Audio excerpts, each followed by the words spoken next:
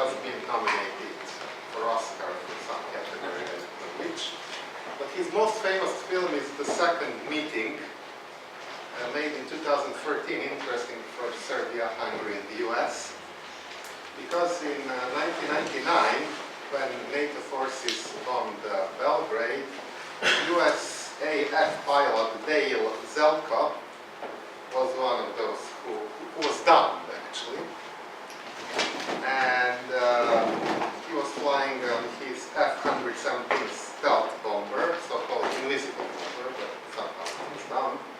On the opposite side was a Serbian colonel, Zoltan Dani, exactly in the area. And then he made the two of them together, one down the others, and they became friends. So the film is about that. So now he has made this film because he's in the middle of promoting this other film, Tesla. He couldn't come, but he allowed us to stream the film. And of course, the organization that for which the film was prepared is the regular Grand Lodge of Serbia, which again is not the only Grand Lodge in Serbia, like in Hungary, is the same, but this is the only regular lodge. And now, I just hope that sound will work. Where is our colleague, Vištinović? I just hope that sound will work.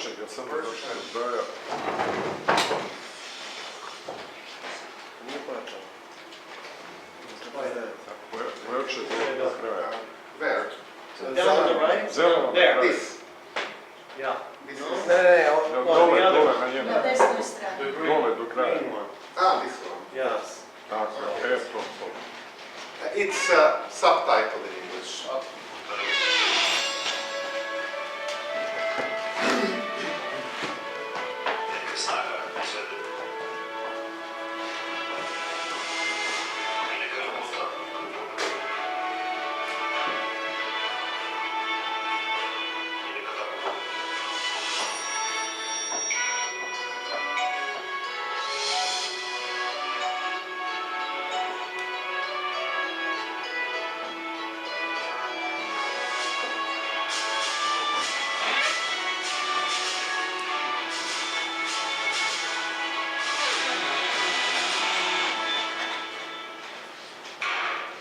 Slobodno zidarstvo kod Srba ima uslovno rečeno 3 perioda. Prvi period je period kraja 18. veka, kada su zabeleženi prvi slučajevi da su pojedini istaknuti Srbi ušli u Slobodno zidarski savez. I ono što je karakteristično, tada su ti ljudi, poput Dositeja Obradovića, Josifa Jovanovića Šakabente, episkopa, arhimandrita, Stratimirovića, koji je kasnije postao i arhijepiskop, zapravo bili i istaknute ličnosti srpskog prosvetiteljstva, tako da od samih početaka prosvećenost, prosveta i slobodno zidarstvo kod Srba su neraskidivo povezani, što je naravno bio slučaj i sa celom Evropom. Prva loža Kosova, za koju znamo da je osnovana na prostoru tadašnje kneževine Srbije, bila inspirisana italijanskim ložama i u njoj su bili pojedini dobrovoljci, garibaldinci, bili su i Srbi i tako dalje. Može se reći da početak organizovanog slobodnog zidarstva u Srbiji je vezan za kraj 19. veka, tada su 3 lože, osnovana među njima, vjerojatno najpoznatije Pobratim, koje su opet bile pod ingerencijama raznih loža iz raznih evropskih zemalja. Konkretno Pobratim je bio povezan sa velikom ložom Ugarske.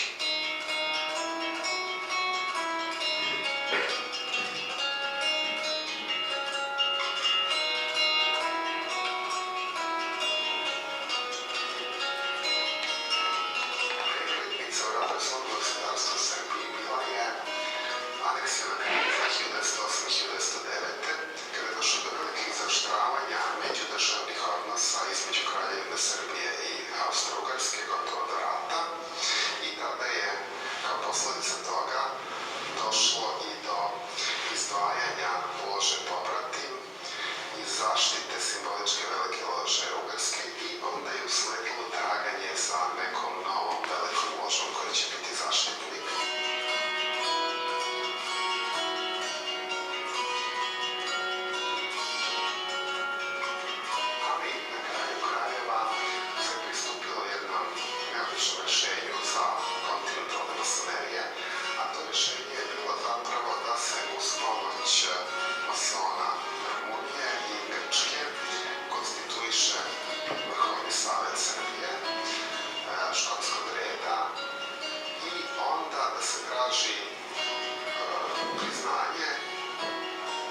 takozvane majke lože sveta, koji je u Vašingtonu, odnosno Vrhovnog saveta južne jurisdikcije.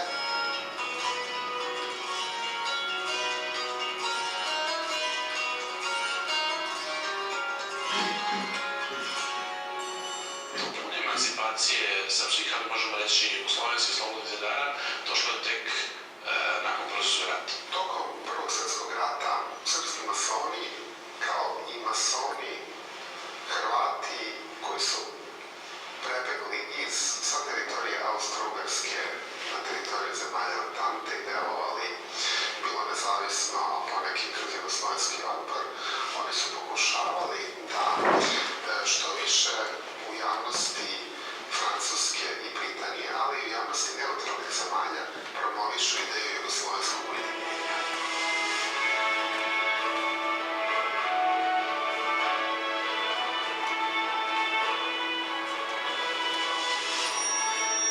Mi znamo da kada je stvorena Velika loža Jugoslavije, da je to naslednjenje 3 srpske i 3 hrvatske lože, bilo je da 300 masona do 40. godine, bilo ih je 1000, to su bili vrlo uticajni ljudi, vodio ih je tokom dugog perioda poznati filantrop, industrijalac i bogatar Јуна.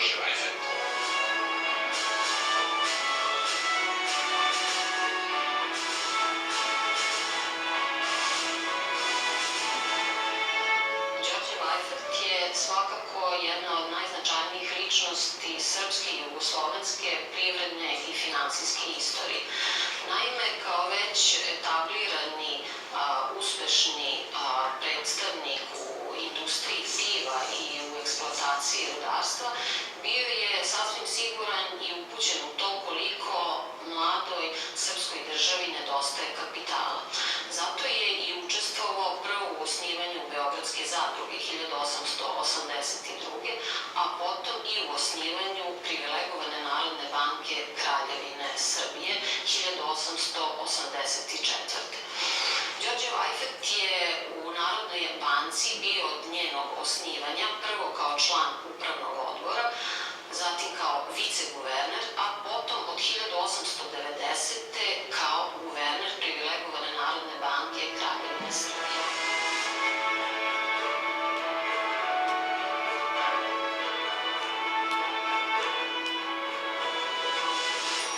Kada je reč o slobodnom zidarstvu svuda u svetu, pa onda i u Srbiji i srpskim zemljama, da reč o delatnim ljudima koji su demiozi. I zaista kada pogledamo spiskove ljudi koji su sigurno bili, za koje posebno su bili masoni, mi vidimo ljude koji su bili solidno društvo, ali zaista solidno društvo. Jedan Mihajlo Valtrović, Svetomir Nikolajević, Mihajlo Vujić, dakle reč je o naučnicima, ministrima, predsjednicima vlada, umetnicima, jedan Stevan Sremac, Đorđe Vajfert, ljudi koji su na svaki način zadužili Srbiju.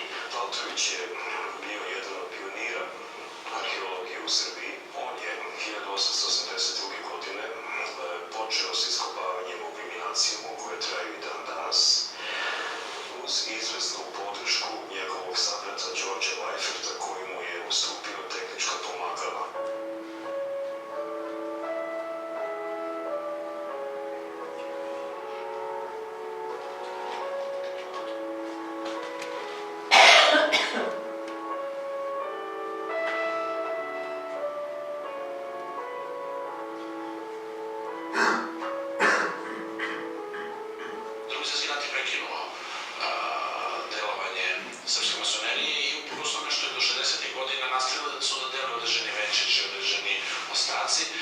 Tokom perioda komunističke vlasti nije bilo slobodnog zidarstva.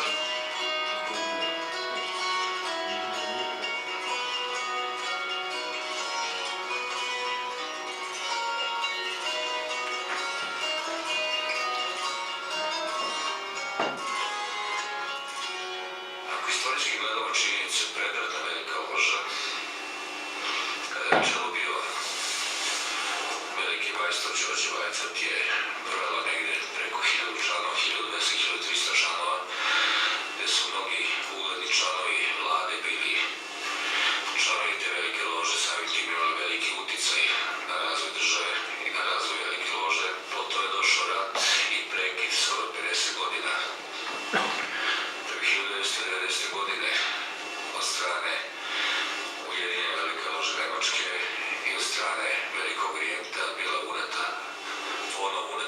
gost ovde u veliku ložu Jugoslavija. Ja sam jedan od onih sanjara koji su 1990. godine 23. juna došli u Jugoslaviju, u Beograd, da bi obnovili nešto što na ovim prostorima ima jednu veliku i dugu tradiciju, a koje je opet istorijskim događajima bilo zaustavljeno za čitavih 50 godina. Došao sam kao delegat Velike lože Luksemburga, u koju sam inače i primljen kao slobodni zidar, i došao sam zajedno sa nekolicinom braće iz dijaspore, takođe našeg porekla, koji su zajedno sa mnom želeli da ispune taj patriotski deo koji svaki mason nosi u sebi, svaki mason pre svega je patriota i voli svoju zemlju. Došli smo da pomognemo našoj braći ovde da se ponovo vrati slobodno zidarska svetlost u Jugoslaviju i u veliku ložu Jugoslavije. U Riminiju je održana godišnja skupština koja je bila presudna i po tome što smo promenili ime Velike lože Jugoslavije u regularnu Veliku lože Jugoslavije. Pozvali su nas u Italiju i 1993. godine je održana godišnja skupština na kojoj je izabran novi veliki majstor i odatle možemo reći da je to postavljen kamen temeljac, cornerstone onoga što mi danas imamo, ovih 130 priznanja, veliki broj loža i jednu vrlo uspešnu organizaciju i savez u Jugoslaviji, odnosno u Srbiji danas.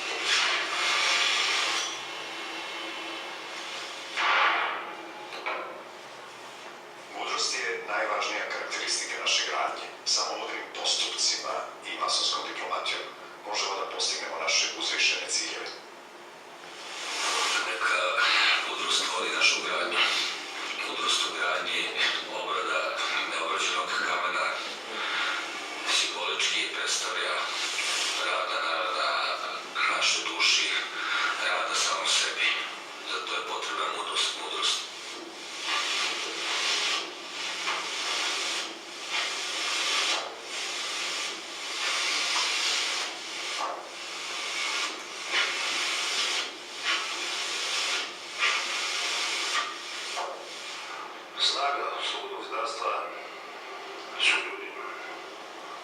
Jednostavno rečeno, što je ljudska snaga veća, time je snaga slobodnog zdarstva veća. Pa snaga jesu ljudi, naravno. I to je naš materijal. Dakle, ljudi jesu to što jesu. Oni su želeli da se posvete slobodnom zidarstvu na pravi način. Oni koji su stvarali našu organizaciju su bili takvi. Njima treba dati dužno priznanje, naravno. Jedna vizija koja je zaista nešto što je veoma važno za nekoliconu zemlju, što možda nije vidljivo svakog trenutka, što nije spoznato generalno kao važno za napredak ove naše zemlje, koja je prošla kroz razne iskušenja i u kojoj je trebalo da se stvori nekakva linija ovoga tipa koja bi pre svega negovala moralni zakon. I to je ključno. To je ključno. Mislim da je naša snaga u tome što imamo ljude koji su sposobni za to, koji su svesni toga koliko je to važno. Snagu nam daje bratska ljubav, podrška i tolerancija. Sva naša braća u svetu, koja ja nazivam nekom vrstom Ujedinjenih nacija, su tu da nam daju podršku i snagu da bi ostvarili naše ciljeve.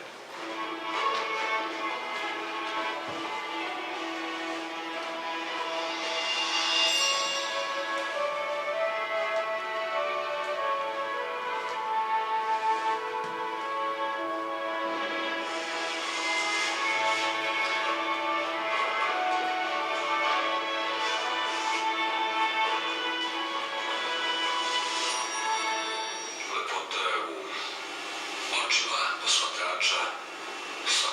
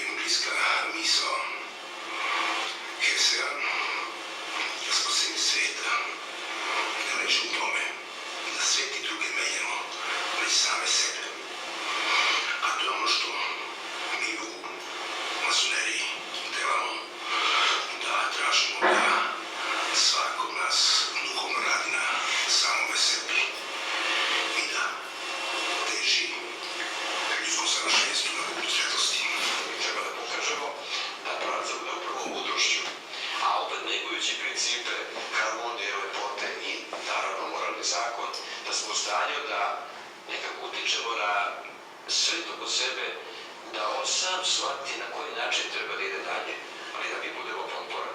Kada govorimo o viziji u slobodnom zdarstvu, ta vizija je definisana u rečenici idemo dalje putem koji nam je opravljen. Vizijom mi idemo u susret budućnosti. Od slobodnog zidarstva možete da očekujete samo onoliko koliko ste spremni da u njega uložite. Naše aktivnosti u budućnosti moraju da se oslanjaju na pouke iz prošlosti. Nema budućnosti bez ulaganja u sadašnjost. Masonerija je preživjela sve moguće ratove, sve moguće političke sisteme i opstala. Upravo zbog te harmonije, zbog te tolerancije i bratske ljubavi.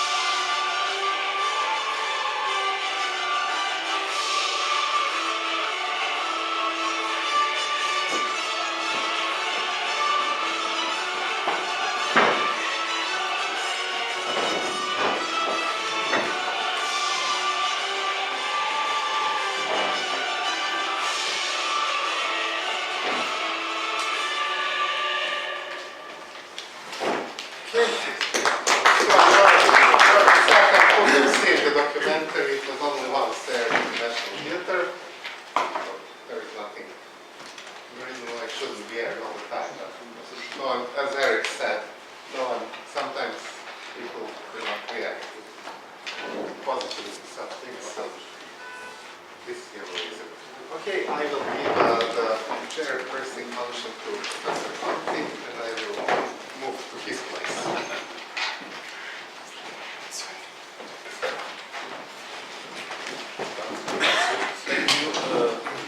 Slide. We learn surely think looking at this documentary that if we want to become grandmaster, we need to have a PhD.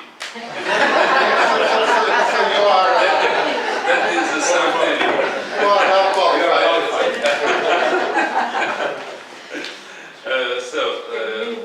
Let's start the second panel of the conference. The first is Professor Mihailo Milinković.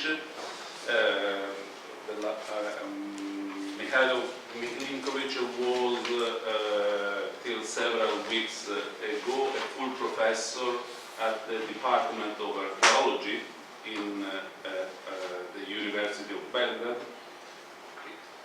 He has the title to become a grandmaster because he holds a PhD in archaeology from 1998 on Germanic tribes in the Balkans. He's been visiting professor at the University of Innsbruck. Published two monographs on early Byzantine settlements in Serbia and conducted a decade-long archaeological research of an early Byzantine location, Gradina, on the mountain Velika in southwest Serbia. Like that, like that.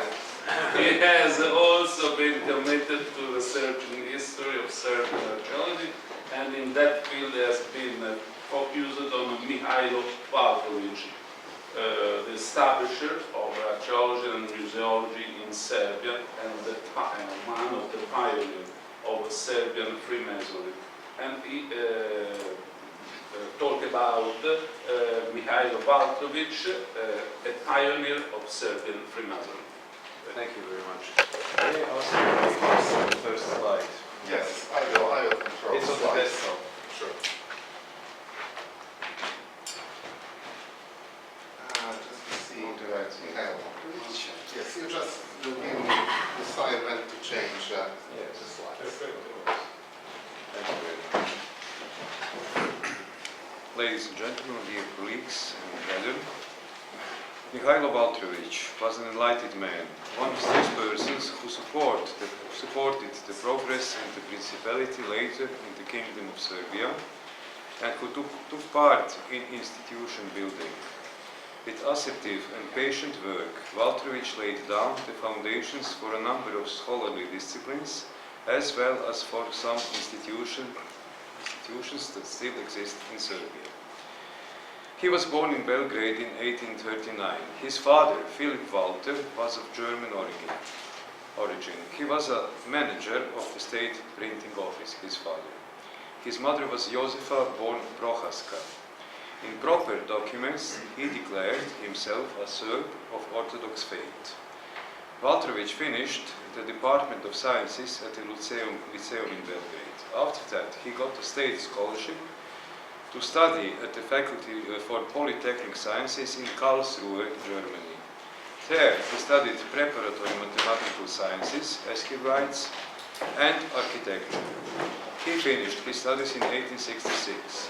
After returning to Belgrade and being admitted to several civil services and teaching, finally, in 1881, Mihailo Valtrević became the first professor of archaeology at the newly founded chair at the Faculty of Philosophy in Belgrade. In connection with that position, he also became the curator, that is, the director of the National Museum.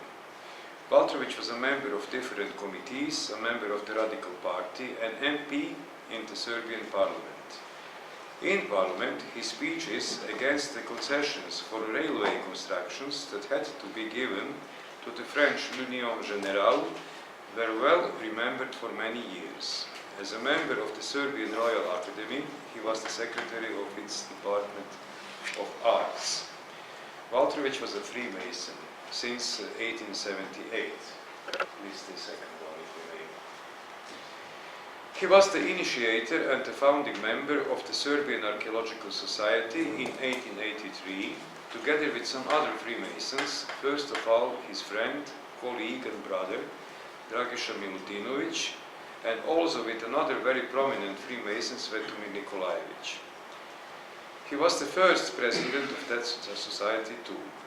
Already the next year he began publishing the Stari Nar, Antiquarian would be the title of this journal in English, an organ of the Archaeological Society and the first archaeological journal in Serbia, being published still today as the main Serbian journal in that field of study.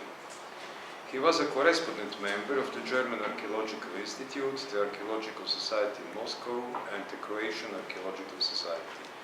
Valtrević was several times decorated with domestic medals, and he died in Belgrade in 1915. In the description of his profane work, the first place belongs to archaeology, despite his versatility.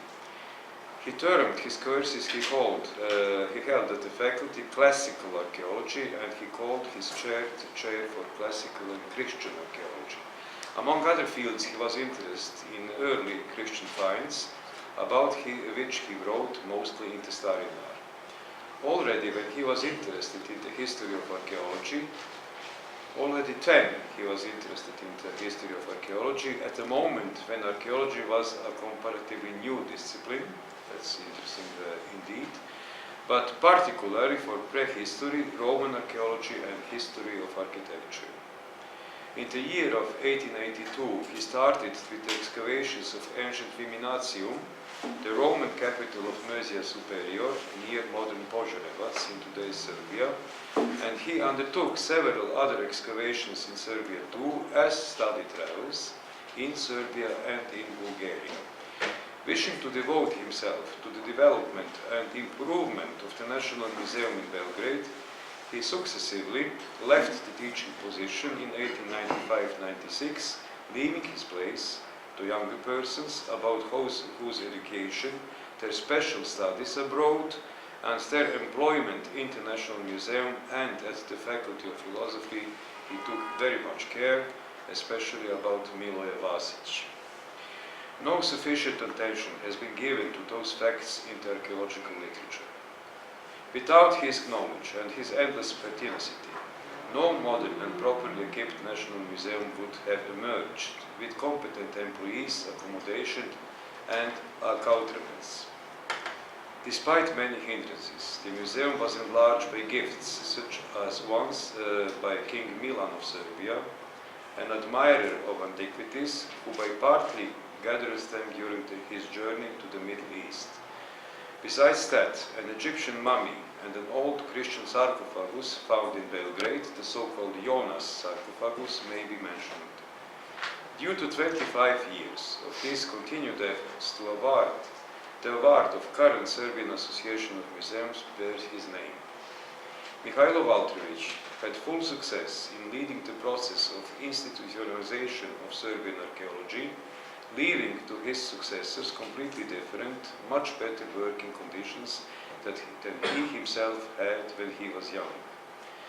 Thanks to him, archaeology in Serbia became an academic university discipline, more or less at the same time as in other European countries. Regrettably, he did not live long enough to witness the enforcement of a law dedicated to the protection of monuments that he made a draft of, similar to other such laws in Europe of his time. It is the first known draft of a law of this kind among the southern Slav nations. He was ahead of his time in this field too. Mihailo Valtriević can be regarded as a person with almost encyclopedic knowledge, a polymath. His works in the field of history of architecture, history of art, art critique, and in applied arts is well known. From 1871 to 1884, Valtriević and his brother from the Freemasons Lodge, good old friend and colleague, Dragutin Milutinović. Dragutin Milutinović was the son of the Serbian poet and Freemason Sima Milutinović Sarajlija, made sketches, pictures, plans and watercolors of Serbian medieval churches for the needs of the Serbian learned society. They did this huge and groundbreaking work mostly during summer vacancies, partly on their own cost and without previous domestic examples, showing to the world that Serbia not only had a cultural heritage, but also specialists and educated researchers in this field too. Their illustrations were exhibited several times in Belgrade, Moscow and Kiev. Valtriević had an interest in promoting contemporary art too. He organized several art exhibitions and was a member of the committee for the monument dedicated to Prince Michael Obrenović, standing today in the front of the National Museum in Belgrade, Republic Square. Before the creation of Yugoslavia, he was one of the promoters of the idea to establish a Yugoslav art gallery. Valtriević is regarded as an originator of the Serbian art critique. It is no wonder that he took a significant role in the polemics about the new Serbian church painting. His opinion was present in the discussion of the 10 new coat of arms of the city of Belgrade, since heraldry was also his field of study. Because he knew the history of orders and decorations, he was called as an expert for special cases by courts. The crown made for the coronation of King Peter I the Karađorđević in 1904 and other regalia were made by his design. This is the only preserved crown in Serbian history, and this coronation is the only one that happened as a ceremony in the modern Serbian history. Valtriević spoke German, French, English, Italian, and was familiar with Latin. In terms of his private profile, it is possible to mention that he authored books about chiromancy or palmistry, the Kabbalah, and vegetarianism. He was a vegetarian. Some of them might have been anthroposophic, since they have been published in Lörrach, Germany. In the obituary published in the journal Piemont is a statement that Mihailo Valtriević was a person who inclined to mysticism, but that he was eloquent too, as other comparators also noticed, but that he was a modest, quiet and peaceful man. He had a possibility to become wealthy as an architect with university education, but he was rather dedicated to researches. In his letters to the bookseller Hirzeman from Leipzig, Valtriević repeatedly complained of his illness that hindered him in finishing his jobs. Anyhow, his enthusiasm was great and followed him to the end of his life. Despite this, he occasionally demonstrated some resigned fatigue, certain quiet skepticism, perhaps an inescapable escort of every pure devotion and every duty to which one commits himself with love. His patience was so common for him so that he was not in a position to understand how somebody could be impatient.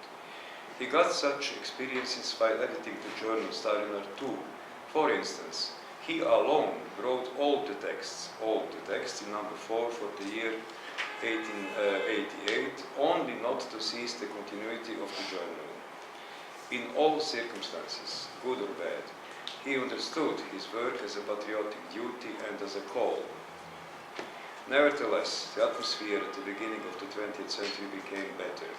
A new series of Starinar was launched with new contributors. The National Museum made progress, and he found a successor in Dr. Miloje Basic, in the rank of an assistant professor first, who became an eminent archaeology professor and excavator later. So Waltrovich witnessed the results of his assertive disposal. The final instance of his responsibility was he himself working on his stone.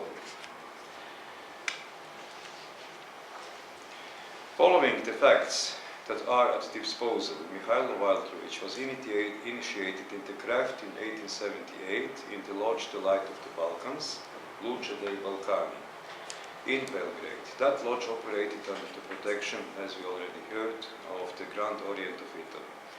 The continual existence of modern Serbian Freemasonry begins with the establishment of this lodge in 1876. He was its master from 1879 to 1882. From 1883, when the light was brought to the lodge Concord, Labor and Perseverance, Slove radi postojanstvo, also under the protection of the Grand Orient of Italy, he was the master of this lodge, then the only free Masonic lodge in Serbia.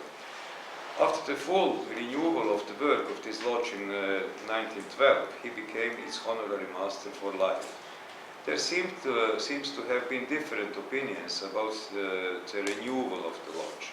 So, for instance, one can find a statement that the lodge Concord, Labor and Perseverance from the establishment on never stopped with its work, but that it, due to the lack of adequate space facilities, could not organize ritual meetings for some time, but that only conferences were organized, and those conferences were held in the National Museum in Belgrade, where Waltrovich was the keeper, that means the director, or in his private apartment. In the quoted obituary, his rhetorical abilities and his wise words were signed out, as well as his exemplary lifestyle, his clemency and gentleness. Many of his lectures in the lodges were often mentioned, and they were kept in the now lost part of the archive of the Brotherhood. In the introductory part of his obituary, Dušan Miličević, who later became the second Grand Master of the Grand Lodge of Yugoslavia, indicated what the brethren felt about their former master. The quote begins, "It has come out to me, it has come out to be my task to present before you, my dear brethren, merits of our late brother and master Mihailo Waltrovich, who has moved to the eternal East, to enumerate his character and mental traits that are such that all the brethren keep in their fresh recollections and memory this dear and wise master of ours, and his all makes us feel how much missed he is." Contrasts like this happen really indeed. It is exactly me who is supposed to speak of a brother who, since the Serbian Freemasonry came into existence, was the finest orator, and who, with his perfect warm and indeed masterly rhetoric, greeted on innumerable occasions admitted apprentices who used to give irrefutable lessons, who delivered convincing lectures, and from the depth of his heart and soul he was to deliver funerary orations at open graves of those brethren who departed, who too early left our brotherly chain. End of quotations. Unfortunately, at this moment, there are not two sufficient facts about Mihailo Valtrović as a Freemason at my disposal. Among other reasons, there is the comparatively poor documentation in the archives of Yugoslavia concerning the Lodge, Concord, Labor and Perseverance.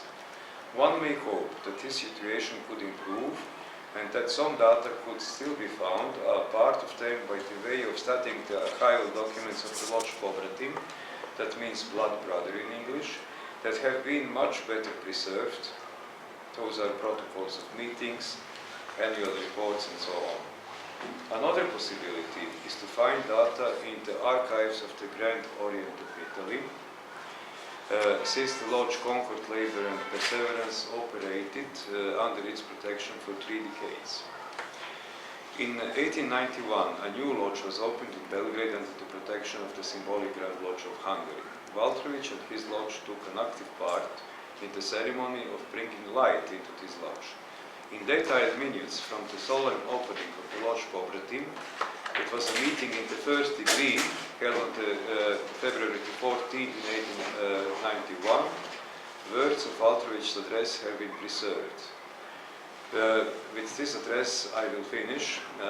It offers insights into Valtrović's ideas of Freemasonry in lacking other documents. The quotation begins: Venerable brother Mihailo Valtrović, in his name and on behalf of his brethren, greets enlightened Lodge Povratim, in which today the first flame of material light has been sparked as a token of Freemasonic spiritual light. By today's solemn act, the new lodge has stepped forward with all rights and obligations of a participant in great labor regarding the realization of human happiness. Its members have become regular and recognized associates, masons of a magnificent edifice, which one day will receive under its roof into one all of humanity linked with the noblest feelings of heart and connected by general law. All the lodges on the globe sincerely rejoice to their today's arrival, and all the brethren call out to each other in the following spirit: welcome to us. Out of an immense series of lodges and altars for the upkeeping of Freemasonic light, out of thousands and thousands of brethren rejoicing their younger brethren, the new arrival comes out to offer his brotherly hand for the common and comprehensive labor. A linked force is stronger and more successful. A single thought will lead us, and a single light. A single thought will lead us, and a single thought will be our bright aim. For all of us, sun is born at the same time and sun sets at the same time. The day of work is the same for us. Our lodges are in the same orient. Our feelings, inclinations and wishes are warmed up by the same sun, external in skies and internal in ourselves. Enforced by labor, concord and perseverance, it can only be of use to us. On this occasion, Valtrović fraternally and sincerely greets the new lodge with a wish that its flame be lasting and warm, that light be strong and beneficial. Let its laborers multiply, and let its labor be useful and successful for the benefit of our land and the rest of the world. He warns that we should always recall the beautiful name of our lodge, that is full of significance, that we should be brethren in thoughts, directions and work. He finished with the following words, quotation: To the Lodge Povratim, her sister Concord, Labor and Perseverance calls out loudly: long live and go vigorously forward. Thank you.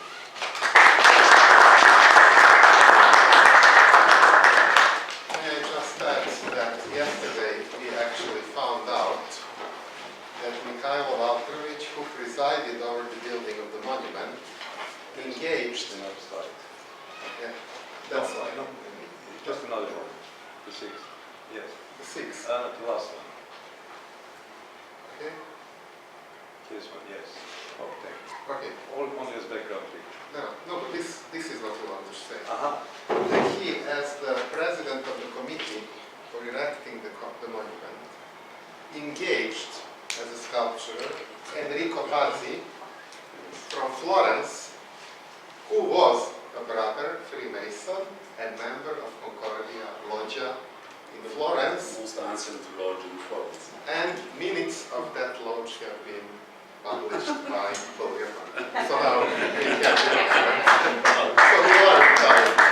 And he was the author of the monument to Dante Alighieri, inaugurated in Florence in 1865, and of the monument to Savonarola, even also in Florence, Savonarola that became a symbol of anti-clericalism. It was used by Freemasonry, free thinkers.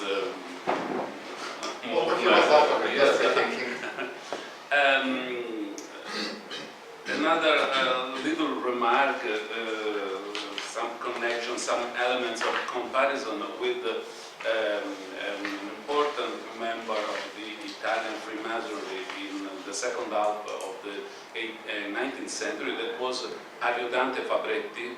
That was the director of the Egyptian Museum in Turin. It was actually one of the pioneers of the cremation movement in that movement that was strongly supported in Italy by Freemasonry. It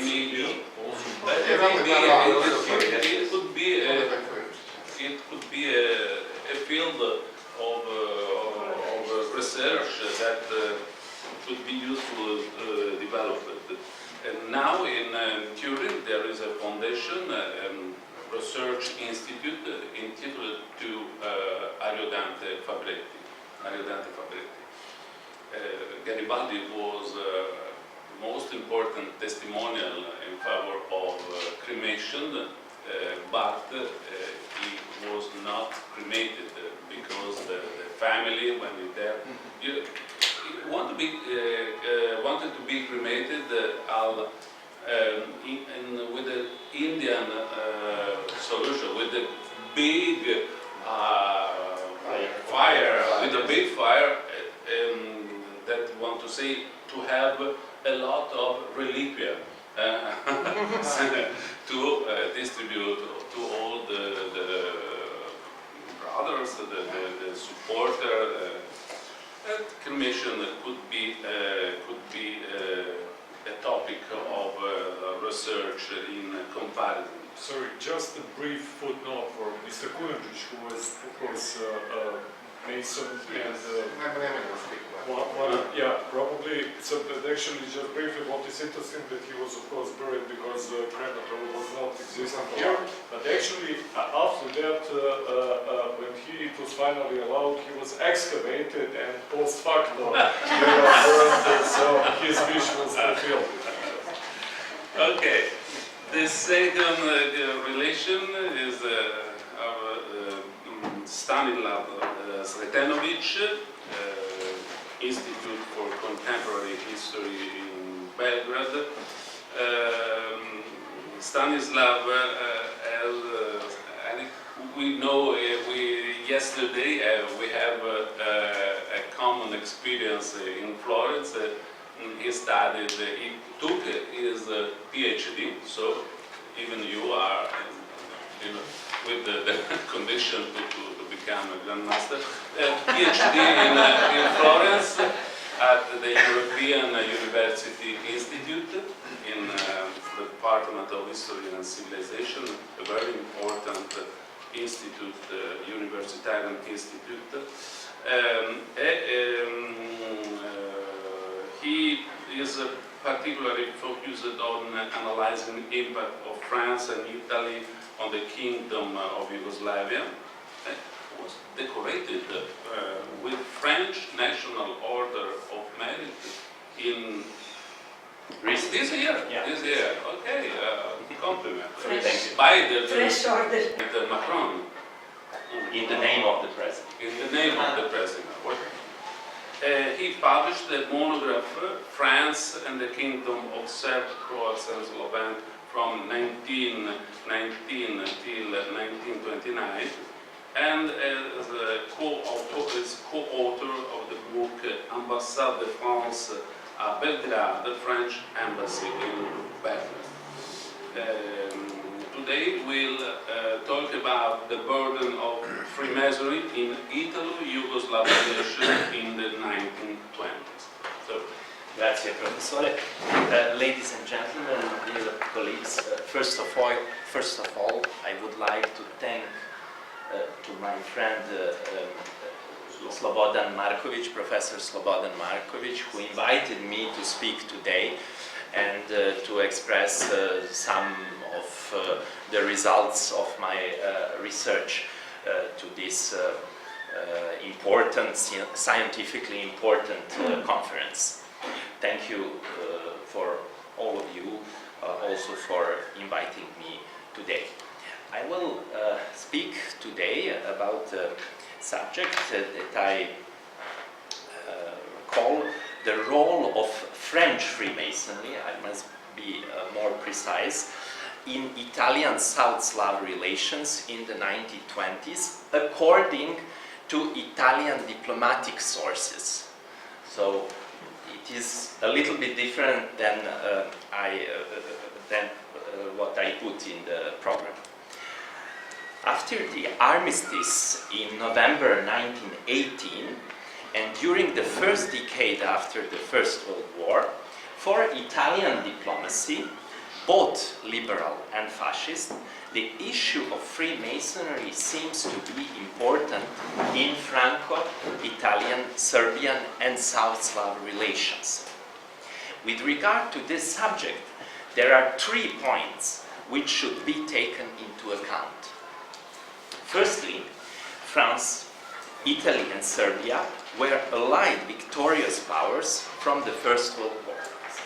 But Italy was unsatisfied power, considering its victory as mutilated victory. Secondly, with Serbia's support for Croatian and Slovenian nationalism under the umbrella of Yugoslav ideology and the creation of the new South Slav state, Serbia opposed Italian nationalism and their territorial claims on the eastern Adriatic coast. Thirdly, France supported Serbia and its plans in the name of Franco-Serbian brotherhood in arms, but at the same time it tried constantly to conciliate Italian and South Slav opposition without provoking its Latin sister, as they call Italy. Italian South Slav opposition was rooted in the war and had an impact on supposedly the compact and homogeneous private elite group of Freemasons, which occurred particularly at the Conference and the Congress of Freemasons of the Allied Nations, held in Paris on 14th to 15th January and from 28th to 30th June 1917, which were dealt with in the works of Professor Conte and Professor Marković, so I will not enter into the details on these subjects. In this talk, I would like to examine who the Italian diplomats dealing with the issues of Freemasonry were, their perceptions of the role of Freemasons in Italian South Slav relations, and what they did to use or to oppose the activities of Freemasons. To deal this, I have consulted official, unpublished and published documents and private archives. The diplomatic archives of the Italian Ministry of Foreign Affairs, Farnesina, in Rome, the French archives of the Ministry of Foreign Affairs in La Courneuve, the Yugoslav archives in Belgrade, the French and Italian published diplomatic archives, and the archives of the Grand Orient de France and the French and Serbian press. As I didn't find a lot of information in the archives of the Grand Orient de France, the main problem regarding this kind of research is how to measure the role of Freemasonry according to the activities of their lodges and not exclusively according to the diplomatic documents with regard to their activities. Let's start with the Italian diplomats who were interested in Freemasonry, who they are. After the war, there were two periods of interest, 1919, 1920, during the Paris Peace Conference, 1926 to 1929, after the Freemasonry Congress in Belgrade from 11 to 16 September 1926, up until the change of the name and the internal structure of the kingdom SCS in Yugoslavia, which was a consequence of the establishment of the dictatorship of King Alexander. During the Paris Peace Conference, all of the Italian delegation in Paris, both diplomats and military, were interested in the activities of the Freemasons, from Sonnino, Minister of Foreign Affairs from 14 to 19, to Colonel Caleffi, one of the supreme officer from the Supreme, high officer from the Supreme Command. Among them, the most implicated was the ambassador in Paris from 1970 to 21, Lelio Bonin-Longar, and during the second period, it was also the ambassador in Paris from 27 to 32, Gaetano Manzoni, previously the plenipotentiary minister in Belgrade from 20 to 22, who dealt with issues of Freemasonry. In the same period, the issue was dealt with by the following plenipotentiary ministers in Belgrade. From 28 to 34, Carlo Gali, and previously from 24 to 28, General Alessandro Godrero. With the exception of Sonnino, they belonged to generations born during the late 1850s to the late 1870s.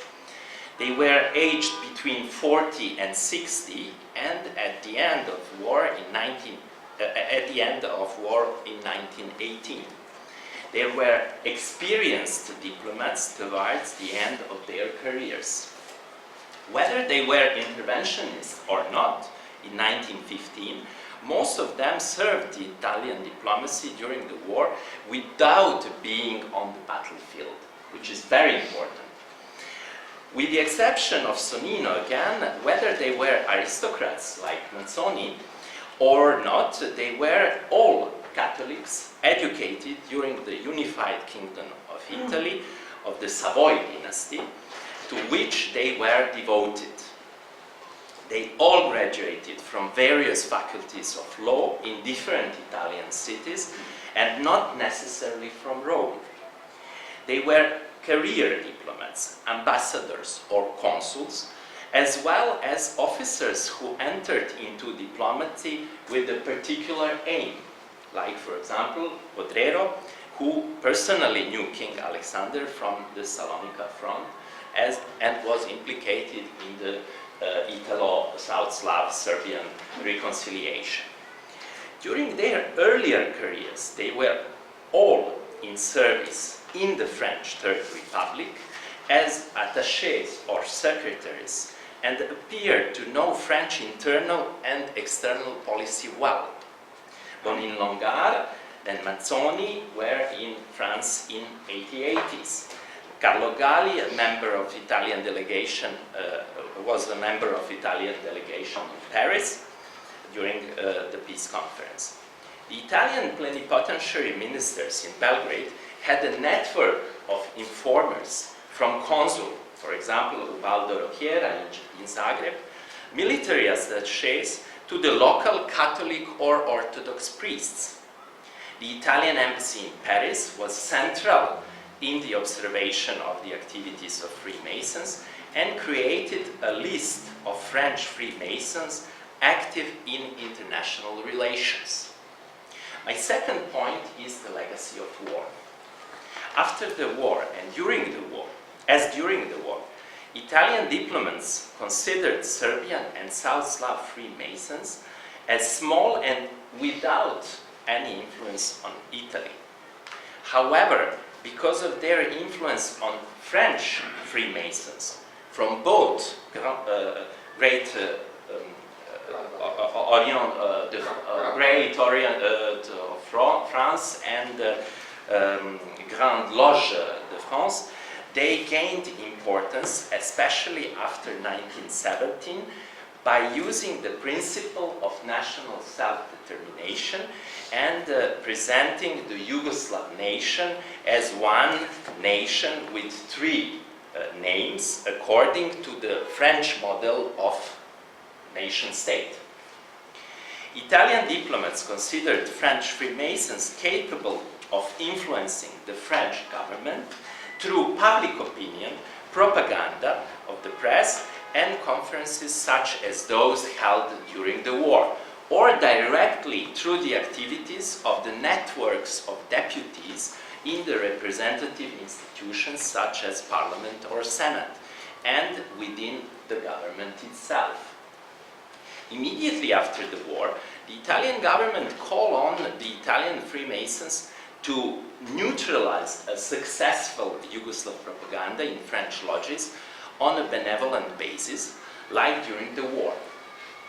And so, 4 days after the armistice, on 15th November 1918, Somino ordered his ministry to get Ernesto Nathan, Grand Master of Orient of France, to intervene. Of Italy. Of Italy. Of Italy. Of Italy, sorry. Yeah, and Ernesto of Italy to intervene within the French lodges. Italian diplomats considered that the Yugoslav propaganda was particularly successful with the French Freemason members of the party, Socialist Party, SFIO, French section of Workers' International, who influenced the press, as one of their members was the journalist Alexandre Varenne, a deputy from Central France. Several days after the armistice, he published a text on the revision of the London Pact in the newspapers France Libre, and it was the first such a claim in the French press.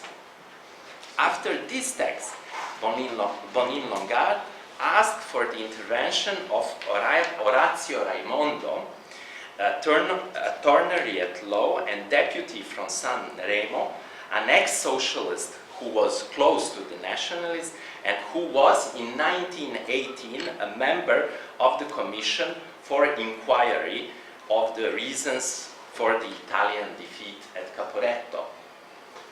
The most important pro-Yugoslav propagandist in France was André Lebet, writer and poet, a member of SFIO, an MP for the Paris suburbs, a member of the Grand Orient de France, and a friend of Albert Thomas, the first director of International Labour Organization. A new Italian fear was the French support to the Kingdom of Serbs, Croats and Slovenians within the international organizations created at the Paris Peace Conference, like League of Nations and the International Labour Organization. During the conference, Italian diplomats used the information from the Freemasons to know the attitude of the Prince Regent, Alexander Karađorđević. In 1919, they received the information on the conciliatory attitude of the Prince Regent in the dispute with Italy, which was confirmed later by the French newspapers Matin and Politique. Italy had some influence within the Fraternité des Peuples Lodge, to which the Italian government gave money in September 1919 to the Grand Master of the Lodge. At the same time, the Italians knew about 10,000 francs, which was paid monthly to Journal des Débats for Yugoslav propaganda. However, after the Italian delegation left the Paris Peace Conference, and once it was decided that the Italian-Yugoslav dispute should be resolved in direct negotiations, Italian diplomats estimated that the support of the French Freemasons to the Serbs would decrease and that they would overshadow the French.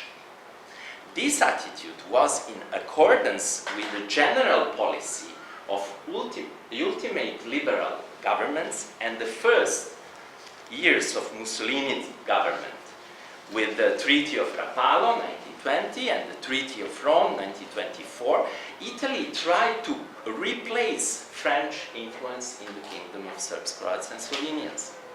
When in 1925, Mussolini's law on secret associations destroyed the Italian Freemasonry, the fascist regime lost a useful, non-governmental actor in foreign policy, and opposition to the fascist regime among the Italian refugees in France increased.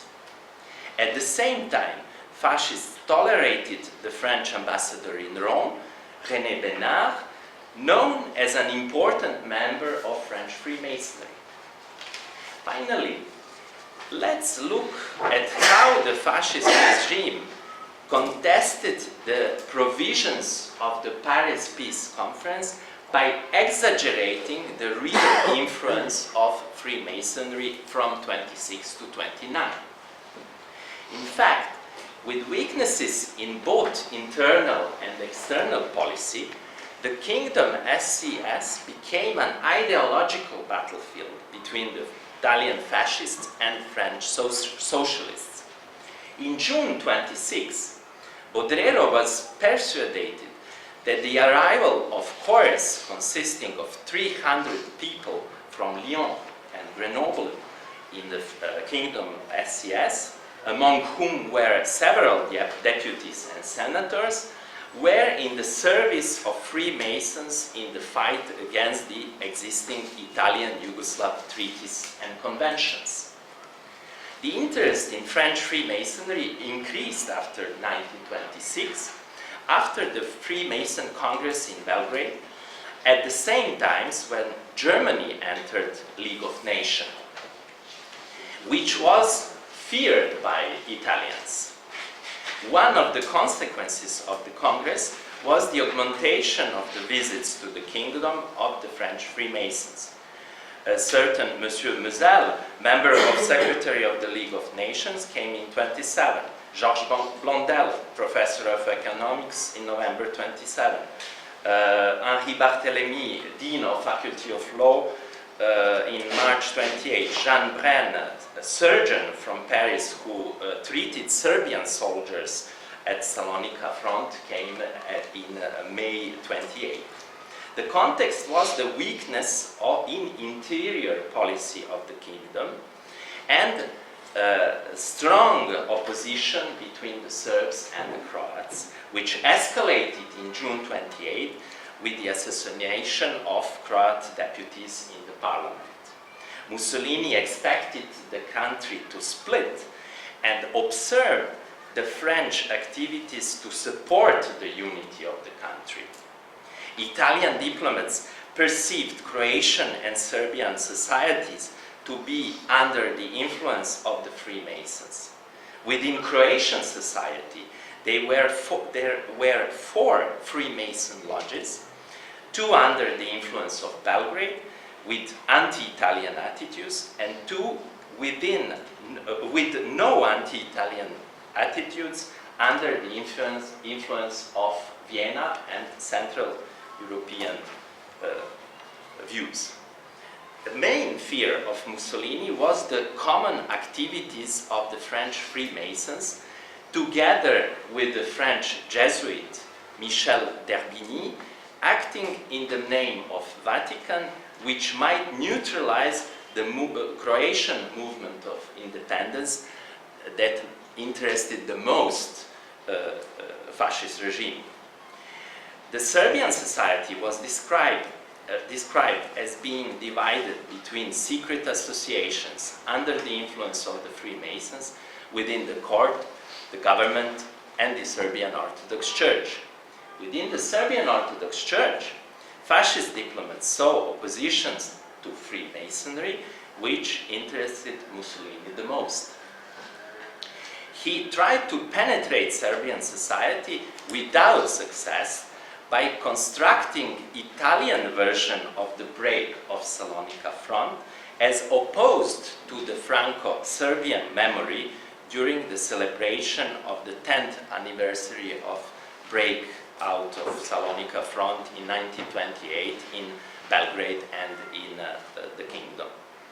After the establishment of dictatorship of King Alexander, the French Freemasons were split into theoretical and political groups. The first was against the dictatorship, the second in favor, and the second expressed its point of view in the newspaper Air Nouvelle. But Mussolini feared especially the support of French Freemasons to the idea of Balkan Federation, and observed the trips of Senator Louis de Bruchier, official of the League of Nations, and the Second International. Jacques Ancel, geographer, son-in-law of Professor Alphonse Solar, known as a very influential Freemason. From 1929, Mussolini supported Pavelić's terrorist activity against the kingdom. So, Mussolini exaggerated the role of French Freemasonry in Italian South Slav relations in the 1920s for its own purposes of ideological struggle and the context of the provisions in Europe established by the Paris Peace Conference. Thank you for your attention. Thank you very much, Stanislav, for your contribution. It's one of the interesting thing to remark is another field of research. The role played by Freemasonry in international relations, and the historian of the international relation don't know this part, this interesting part of the story.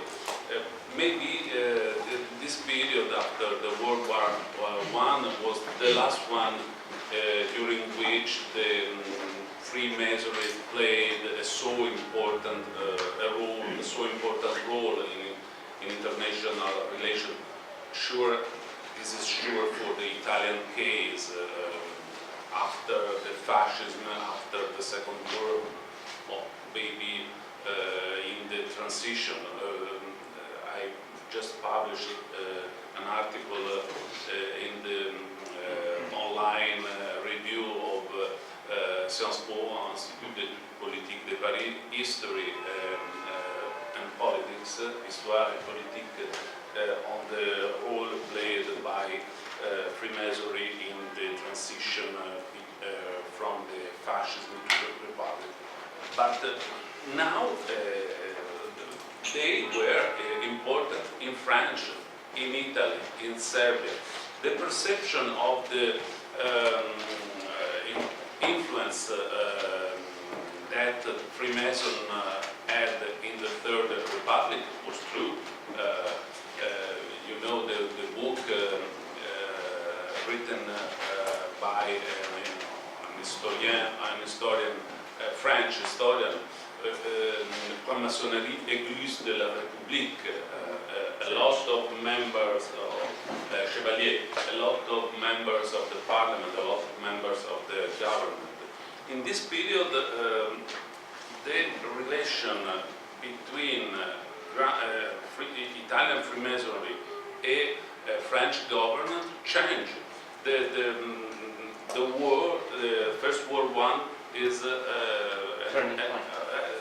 turning point. Yes, in 1914 and 1915, the French embassy in Rome, the French government, gave a lot of money to Grand Orient of Italy to engage it in the campaign for intervention of Italy in the war.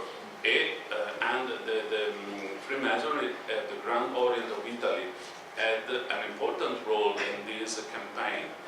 That is quite difficult to understand for a so-called secret society to have a so important role in the civil society, to move, to change the public opinion. At the end, the situation is completely changed. Ernesto Nathan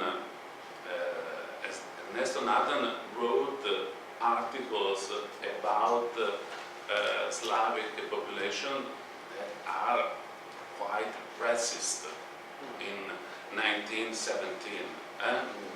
Nothing of the Mazzinian that he was when he was young.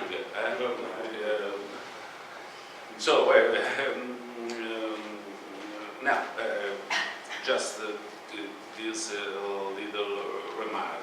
Now I give the word to the grand architect of this conference, Professor Slobodan Markovic.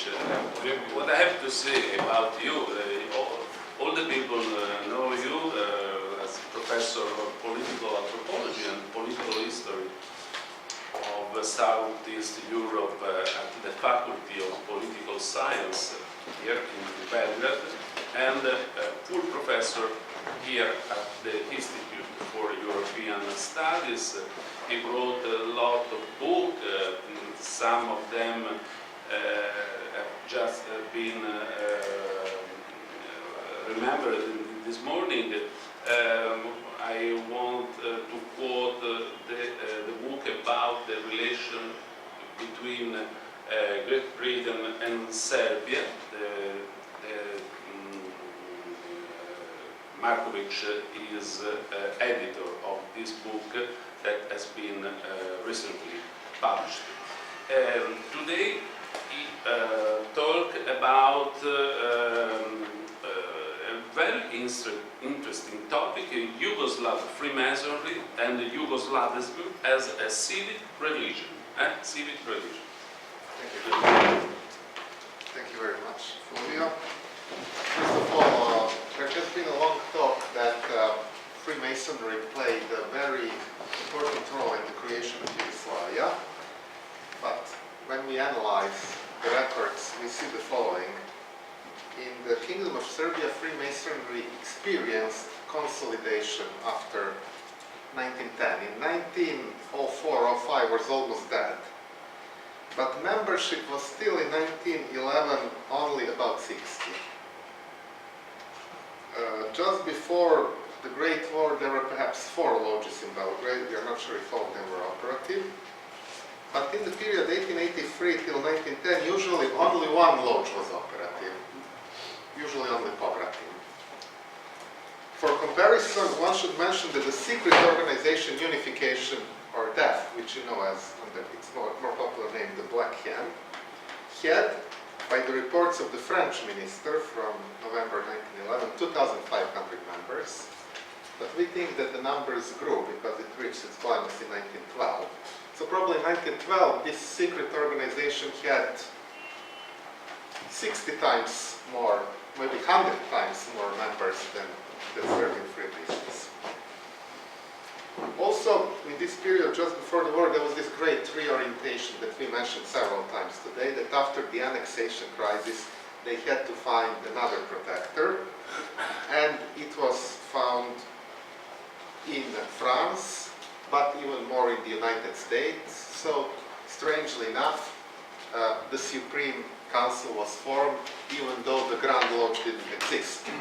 So, the Supreme Council of Serbia was formed in 1912, and in the same year it was recognized in Washington with the help of the Supreme Council of Greece and the Supreme Council of France. But it's not to say that they had really very elaborate relations. Actually, Serbian delegate met most of the members on his boat trip to the United States, and he used that trip, which, as you know, at that time lasted 6-7 days, to campaign for that. So Americans had no objections, they didn't care. They said, sure, if France and Greece are in favor, we recognize you.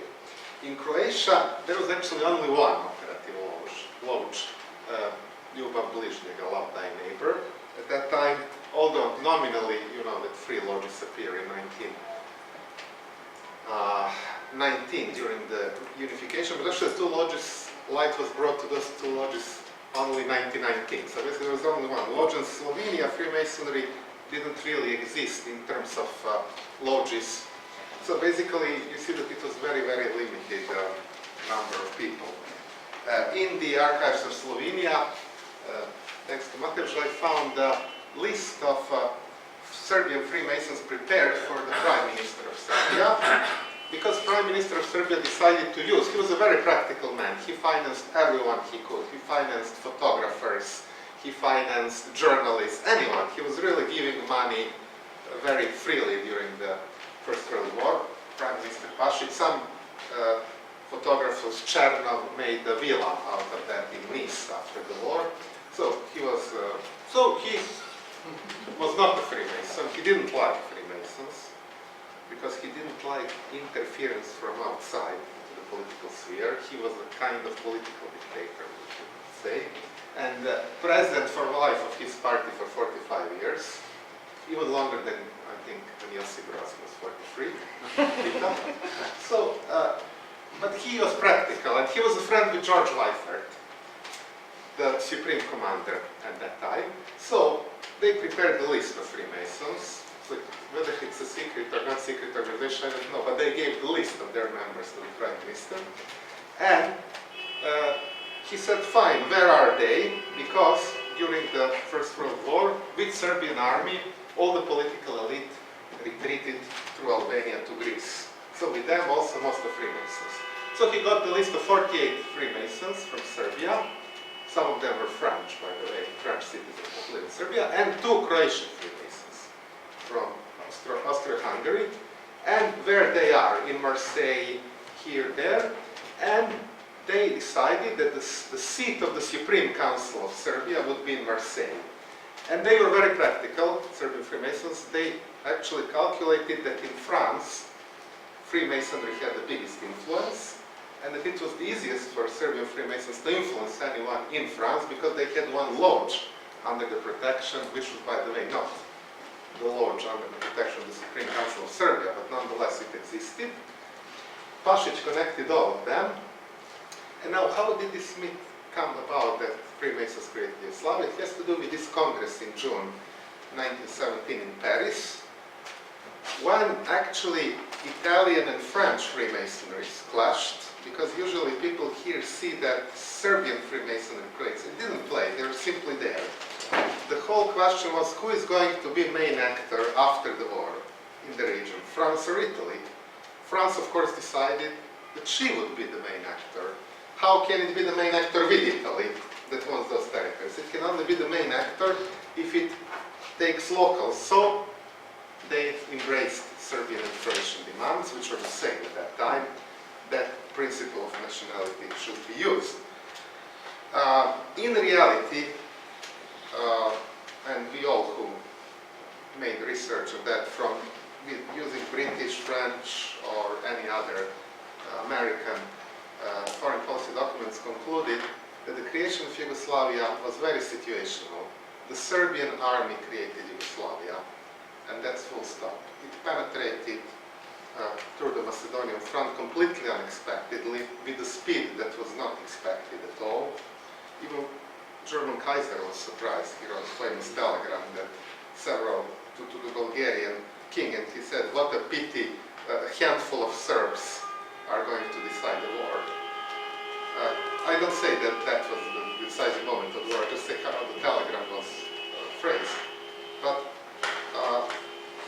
the French didn't even have a plan of the new state until November. And Brits, they didn't even want to have Yugoslavia. They didn't even want to destroy Austria-Hungary until May 1918. So, 2 factors made Yugoslavia: the penetration of the Serbian army and the fear of Croatian and Slovenian elites that Italy would annex them. So together they made Yugoslavia. Freemasons played irrelevant role in comparison with all of that. After the war in 1919, those 6 lodges united, 3 from Belgrade, 2 from Zagreb, 1 from Osijek, but in reality it was Zagreb-Belgrade agreement. It was essentially a Serbo-Croat club, a small, maybe 200 members, open for other ethnic groups. He had increasing membership, but a limited influence till that Congress that was already mentioned in 1926. But then it experienced climax in 1929, 1934, I will explain why. And then it declined since 1935 for 2 reasons. One was that King Alexander, who reigned till 1934, he was a kind of a protector of the lodge, and Prince Paul, to the contrary, was president of the Rotary Club, honorary president, so he supported rather Rotary clubs and not Freemasons, in spite of his very close connections with Britain. And the Grand Lodge came, not only the Grand Lodge, but the whole series of association, in the clash with the Catholic Church in 1937. And because, of course, for the court, for everyone, it was more important to keep Yugoslavia together than to keep the Grand Lodge. At the end of the day, this contributed very much to de facto ban of the Lodge in 1940. It never had more than 1,000 members, by the way, throughout that period. Of course, the turning point was this Congress in 1926. First of all, the Grand Lodge came into public. Public lecture was organized in the rector's office in Belgrade. And many Freemasons came to Belgrade. This was a French design. This was a message. Freemasonry is still there in spite of the bans in Italy, Hungary, Spain, and at that time there was some problem in Greece that I'm not really aware of, but they refer to that in official communication. And of course, Grand Orient of France, Grand Lodge of France, they were all there. Alphonse Mucha, famous, was there from Czechoslovakia, and many other people. And this was the first moment after the First World War that German and French Freemasons met at all. And after that, they did it more openly. After that, because the Grand Lodge organized it, the Grand Orient of France included the Grand Lodge of Yugoslavia into all major Masonic bodies, particularly Association Masonique Internationale, AMI. So they had executive members, they could be there. And of course, this raised this fear in Italy and elsewhere. Could they influence international organizations if they already had some executive member of who knows whom? Now, we come to this question of Yugoslavism. The new state was created, and it was based on certain ideological claims, we could say today. A claim that there is a linguistic unity between Serbs and Croats, which, of course, is maybe not only claim, but say it's like that. Politicians do not agree.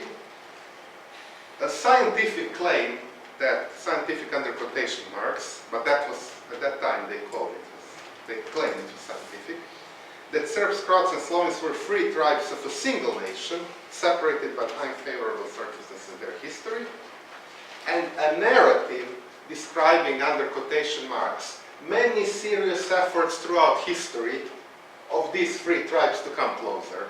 That was a real fabrication.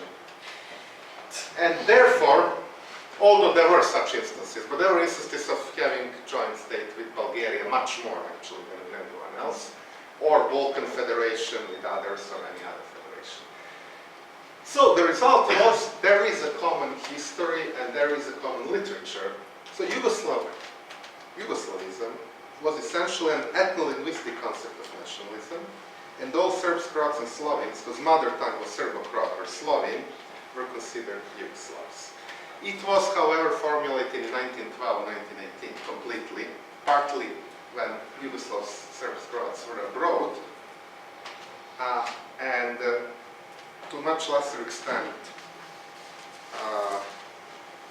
before 1912, although I don't want to say that there was no Yugoslavism before 1912, it was. Milorad Ekmačić wrote about it. There were efforts for cooperation already in 1840s. However, Balkan Christian Orthodox cooperation was older. It stemmed from the First Serbian Uprising and the Greek Revolution, and it operated within something that was called Orthodox Commonwealth. It had nothing to do with Yugoslavism, completely different concept. narratives of Balkan cooperation and South Slav cooperation were concomitant. So nothing suggested that it had to be Yugoslavia. And finally, South Slav cooperation is centered on Serbian-Bulgarian cooperation. And this was all skipped at the end. So it was only at the beginning of the 20th century, and particularly since the annexation crisis, that Serbo-Croat cooperation intensified, and that it became very popular, extremely popular among youth organizations, intellectuals, and politicians, particularly in Belgrade, Zagreb, and Sarajevo. And just to give you an example, Gavrilo Princip, who shot Archduke Francis Ferdinand in Sarajevo, in 1910 he was an ethnic Serb. In 1912 he called himself Serbo-Croat. At the trial he called himself Yugoslav. So he changed 3 times nationality in 4 years. And in each case he was completely sincere. He felt like an ethnic Serb in 1910. He felt like Serbo-Croat. And another participant in the assassination, Cvjetko Popović, he said, when I came to Sarajevo I was completely surprised. I found out that there was a new nation, Serbo-Croats. I didn't know they existed, but in Sarajevo they told me, you're not a Serb, you're a Serbo-Croat. Major pro-Yugoslav journals in Belgrade, Zagreb, Sarajevo, Mostar had almost nothing to do with Freemasonry. So this developed completely separately. These were young people, usually even people who attended secondary schools because something was very wrong in Bosnia and Herzegovina and its administration that banned all the societies.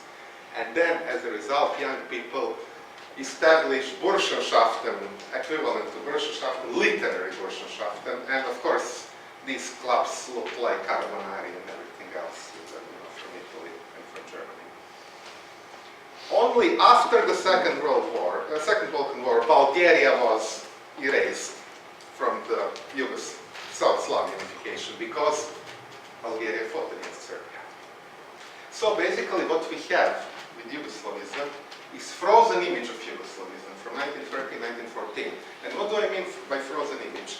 You always have this photo, unification in Belgrade on December the 1st, 1918, and you see all those people standing there.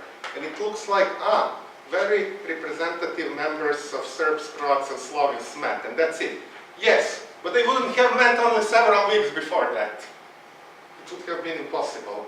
But we have a frozen image, it's like that. And we then, put it back to the past. But this is something that was formulated actually rather late. So, to say something more about Yugoslavism, it was indeed very popular among Serbian Croatian artists, writers, intellectuals. Since 1905 it started to be popular among politicians. There were mutual visits of Belgrade and Zagreb Freemasons, but when? From 1912. With one single lodge in Zagreb, one thy neighbor. During the war, both the Serbian government and the Yugoslav Committee promoted Yugoslavism. Who did Yugoslav Committee represent? It's very difficult to say. They represented themselves. But who else, we don't know. How many Croats really were with the Yugoslav Committee, or Slovenes even less? But some were, but how many? We can't say. And finally, many British and French intellectuals, they also supported Yugoslavism, and that was also very important. And now I come to this notion of civil religion. What is civil religion? Robert Bella coined the concept in 1967, speaking about the founding fathers. So basically in America. So what he said, what we have then from the earliest years, from the years of the American Revolution, from the earliest year of the Republic, the American Republic, is a collection of beliefs, symbols, and rituals with respect to sacred things and institutionalized in collectivity. Later, American sociologists analyzed, they interviewed hundreds and hundreds of American Freemasons, and they confirmed that they accepted this civil religion by and large. It was done in 1960s, 1970s. So it is the fact that state manipulates with the realm of sacred using various symbols, that the state creates its own civil religion. How did it work in Yugoslavia? These are the main prophets of Yugoslavism. And if you look into them, not all of them were Freemasons. Pavle Popović, who created this idea there is a single literature, was not a Freemason. Ivan Meštrović perhaps was, perhaps wasn't, we are not 100% sure. Probably was, but we are not sure. These two persons, Viktor Novak and Olin Čović, not only were Freemasons, but were top Freemasons. And finally, Ivan Andrić, there is a small sign because he was a Freemason, but was expelled. But he continued to publish even after expulsion. That was a sexual scandal, had nothing to do with anything else. But after that, he he continued to write for Masonic journals. So we could say that he was somewhere around. And was all the time member of the Rotary Club. So the Yugoslavism of the Grand Lodge was definitely there. And first of all, the name Yugoslavia, as you can hear, existed from the very beginning. The state was called Yugoslavia only in 1929. The Grand Lodge was called Yugoslavia from the very beginning. Yugoslav patriotism, this is something very disputable. Especially people discussed the statutes of the symbolic Grand Lodge of Hungary when they were writing it. They noticed that there was a lack of it, those who opposed it. But at the end, this Italian principle prevailed, Garibaldinian, that Freemasons are also patriots, national patriots. So Yugoslav patriotism became official duty of Yugoslav Freemasons, which became Article 6 of the Constitution of GLI. So to be a Freemason, it meant that you were Yugoslav nationalist. 1939. 1919. 1919. The GLI used all its international contacts to support Yugoslav unity and inviolability of the Yugoslav borders. And the conference from 1926 helped the Grand Lodge to enter committees. Finally, the Little Entente and the Balkan Pact of 1944 had clear support of Yugoslav, Greek and other Freemasons in the region, not of Bulgaria probably, but of these countries that participated. And when Quisling police during the Second World War interrogated Freemasons and asked them what was the essence of your ideology, they all said, by and large, we are Yugoslav nationalists. So that was their, which was by the way not very popular in the state of Quisling police because it had other priorities. But this is theoretical. Reality was a bit different. In Serbia, for instance, where was the center of Freemasonry, Yugoslav Freemasonry, the Grand Lodge was not able to establish a single lodge outside of Belgrade. Not a single lodge established outside of Belgrade in the period 1919-1914. And not a single lodge in Belgrade was established after 1925. There were 4 lodges, as I mentioned, in 1912, and 5 lodges in Belgrade when it was closed in 1914. All major Serbian parties were skeptical about Freemasonry. The major Slovene party hated openly Freemasonry, and the major Croatian party was against it. It tolerated some members to be there, but the leaders were always against it. What about Democrats? So? Not much less than we thought. Socialists. Not a single top person. Socialists. Yes, members, but not a single top. Agrarians. No. No. They are Anglophiles. I will explain it. There was a connection. They connected. The two groups connected in about Concordat. And from that period, it looked like they were one group, but they were actually different groups. And finally, the GLI was unable to oppose anti-Masonic propaganda. So Ćorović, who I mentioned, deputy Grand Master, he was supposed to become Grand Master in 1940. He was the only candidate. And he was asked by Zagreb lodges, please do not do that. Not because in Zagreb lodges they were not Yugoslavs. They were bigger Yugoslavs than in Belgrade lodges at that time. But because they said, if you as integral Yugoslav are elected, we are going to be crucified in Zagreb. So he said, okay. He understood it, and he said, okay, I'm going to be deputy Grand Master. This is the problem with the state. It had 37, it had no religious majority. So 37.5% of Catholics, 48% of the Orthodox, no ethnic majority. The only census was in 1921, but it wasn't allowed to Serbs and Croats to be listed separately. They were Serb Croats. Serbs and Croats were 75%, so the Slovenes, they were constituent nations, they were 83%, so there were 17% of minorities, but even with this group, Serbs and Croats are Bosnian Muslims and others who had a different identity, although not as clear as it is today, far from that. So what was the essence of Yugoslavia's civil religion?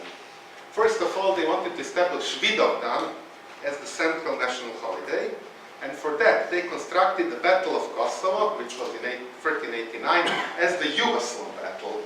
So they claimed that Serbs, Bosnians and Croats of 3 different religions, because they were, which is true, there were certainly among fighters Catholics, Orthodox and Bogomils, Bosnian heretics, so that's the case. But it was added that, and by the way, not in Belgrade, but in Zagreb already in 1889, that there was a detachment of Croats who were sent by King Tvrtko, king of Bosnian king, but actually Serbian king, because he was coronated a Serbian king. So this was like a South Slavic thing, Yugoslav thing. And then it's the date of the Sarajevo assassination, so it's a forerunner to the state. And finally, the constitution was intentionally enacted on that day of 1921, so it became the Constitution Day as well. The second was that national unity was a sacred realm. You can touch anything. If you touch national unity, you get the answer. The national unity cemented by 1 million victims. You are fighting against 1 million victims. You're not only traitor, you're more than that. There is no word for that. And finally, it was also the Constitution Day until King Alexander suspended the Constitution. And this tripartite unitarism, not Unitarianism, sorry, this would be very Hungarian, unitarism was present in every aspect.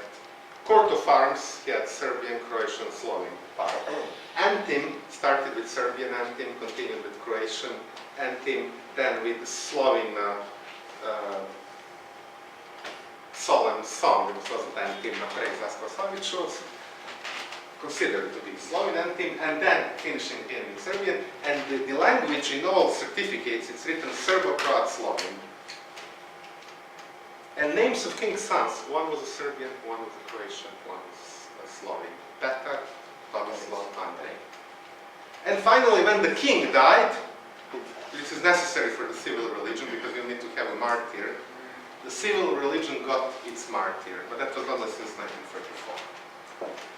And I will give you 2 examples just to show how it looks like. This is the book by Viktor Novak, Grand Secretary of the Grand Lodge, Anthology of Yugoslav Thought and People's Unity. The illustration was made by Pierre Križanić, also Freemason. And you can see 3 flames.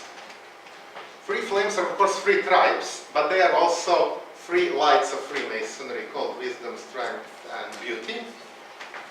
And there is a temple. And what does he say? In this book, Yugoslav folk has created Yugoslavia. It is going to create Yugoslavs with unique national feeling and faith in one great and powerful future of the nation. In Yugoslav folk, one will fight like in a sanctuary of a temple, this is the civil religion, the United Nations that are linked and coexisting, Serbian, Croatian and Slovenian. Tribal nationalism, Serbian, Croatian, and Slovene, will be melted through Yugoslav thought into a single and unique nationalism dedicated to the ideals of the whole. Through that powerful and harmonious whole, they will fuse with all Slavdom and with all humanity. And it contains greeting by the king, written intentionally on Vidovdan, because it's the national holiday of Yugoslavs, and the king says, the prophets and forerunners of Yugoslavia, as well as her martyrs, are the eternal glory and the living moral strength of the great Yugoslav thought. Through them, the national idea of freedom, love, and unity has become reality. By emulating them, it will become a glorious future. So they constructed one narrative, and now they claim that it was real, and you couldn't doubt it. If you doubted it, you would be outside. The state did it, but Freemasons, they didn't need Freemasons, they would have done it well. But Freemasons were really helpful. This is what we discussed, because Freemasons were understanding what they were doing. Others didn't really understand, but because of their ritual work, they understood They are among rare persons from the school. And this is another example. Also, you should be careful. The Kosovo temple, the Widowed temple, was conceived in 1911, so it has nothing to do with Freemasonry. It is simply artistic expression of Ivan Meštrović. So the idea was that there should be a great temple, and it's now exposed in Kruševac, the town of Miša Đurković. It was supposed to be 200 meters long, 100 meters wide, with 100 meters high Tower of Babel, which, by the way, if you go to Alexandria in Virginia, you will see the same in a Masonic temple of George Washington. But of course, Meštrović couldn't have known that. Now, but out of that, that was never built. That would be like this national parliament in Bucharest, probably the state would have bankrupted. But instead of that, the king facilitated to Meštrović to build something that is on our poster, and this is the monument to the unknown hero. When was the foundation stone laid? On Vidovdan. How was it laid? It was laid, how was the foundation stone laid? By King Alexander, who had a gable, and he hit 3 times with this silver gable. And what is this here? This is temple, this is a tomb of Cyrus the Great in Pasargada in Persia, which he copied. But why does it have anything to do with Freemasons? It's because the reason why this temple was not destroyed, and all Persian temples were destroyed, is because it was believed that it was the temple of Solomon's mother. That's why Arabic conquerors didn't destroy it. So what is any ritual work of Freemasons? It is a symbolic resurrection of Solomon's temple. So this is copy of the temple of Solomon's mother. And if you look, it has 6 podia, and they actually are very similar to 6 chapters of the Scottish Rite. And I will not go into symbols, and there are 36 steps. That is 33 plus 3, 3 times 3, etc. These are all some Masonic elements. So now, is it a Masonic temple? Was even Meštrović a Freemason? We don't know. Maybe he wasn't. But this is not important. It also sent Freemasonic message, and you will see how. This is his. Just look in the second. Look how he described the temple. The Kosovo temple is the temple of the religion of utmost sacrifice, the religion of Tsar Lazar from 1389. And inside it will be preached that one should live in justice and light and die for them. The priest of the temple will be the blind man, Guslav, who, wandering around the globe, has a view into the kingdom of eternity. And from there, one sees that all humans are brothers, that all faiths are only a single great faith, that all the churches are only flames burning in glory of a single eternal fire that ignited them all and that will enlighten them all. So his message was Masonic. It doesn't matter if he was a Freemason. That's why the Grand Lodge embraced this idea. And these are some major books. I will not bother you. I will just say that because of the Concord conflict, the whole idea failed.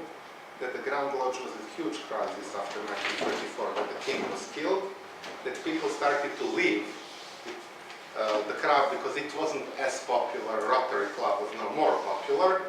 And just, I will quote again, Robert Bella to explain you why it failed, and because he explained why it succeeded in America. And he said that the American formula of success in terms of civil religion is that it was never anti-clerical or never militantly secular. On the contrary, it borrowed selectively from the religious tradition in such a way that the average American saw no conflict between the two. In that way, the civil religion was able to build up without any bitter struggle with the church, powerful symbols of national solidarity, and to mobilize deep levels of personal manipulation. In the Kingdom of Yugoslavia, in other words, you had to have cooperation of the Serbian Orthodox Church and of the Catholic Church to do that. But Freemasons entered in 1937. They sided with democratic parties in Serbia and with the Serbian Orthodox Church against the Catholic Church. And that was a very huge problem. And that's how basically the idea failed. So essentially they found themselves in an impossible situation. Not to be or not to be, but not to be be or not to be. If they do not oppose Catholic intervention and conquer that, they are not Freemasons anymore. They basically allow clericalization. If they oppose, then they are destroying the second sacred thing to them, Yugoslavism. So between those two things, they opted for Yugoslavism, and as a result, instead of strengthening Yugoslavism, they actually even weakened it. Thank you. Thank you very much, Slovena, for your very interesting contribution that opened a lot of questions. Just the first, the most important maybe is the conflict between the nationalistic idea, the nationalist perception of the Freemasonry, and the internationalism, cosmopolitan values, etc. An idea of patriotism was just in the constitution of Anderson. You have to be a good citizen of your country, something like that. But we have no time. We have the last intervention of this panel. Mateusz Kozir from Ljubljana, where is ex-director or former director of the National Archive, or now Former director, the organizer of a very beautiful exposition in Ljubljana, The Secret of the Lodge, organizer of a symposium 2 years ago, and that whose proceedings were published in English and in Sloven, the first time. I give you the word. Thank you, Professor. The title, sorry. The decline of the Grand Lodge of Yugoslavia, 1940-1947, from self-sleep to Nazi and communist repression. Thank you, Professor Slobodan Markovic, for the invitation and the Institute.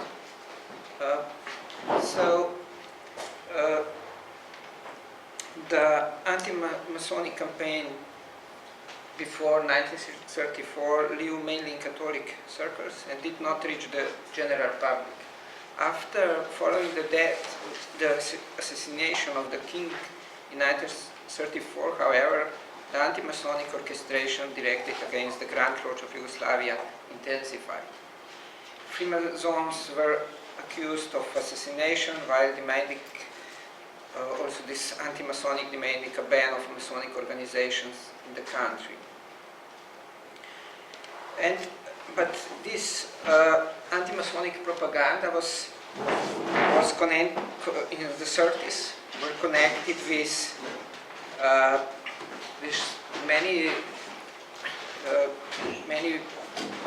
somehow with Germany, because anti-Masonic propaganda in that time became in Germany an integral part of the institution, state ideology, shortly after the Nazis came to power.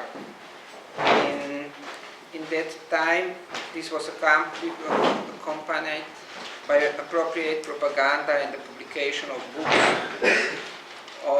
about Freemasonic conspiracy, which in 1935 led to the ban of Freemasonic lodges in Germany. At the same time, in Germany was overwhelmed by a wave of propaganda books against Freemasonry. But the work of the German officers in collection data and propaganda terms against Freemasons was not stopped at the German borders, but involved in activities also outside the German borders as well, and also against the Grand Lodge of Yugoslavia. So, in 1934, the German, you see here the picture, the German publishing house Uboduk Verlag published a Serbo-Croatian translation of Henri Robert Petit anti-Masonic pamphlet entitled King Alexander I of Yugoslavia is a victim of the Masonic conspiracy.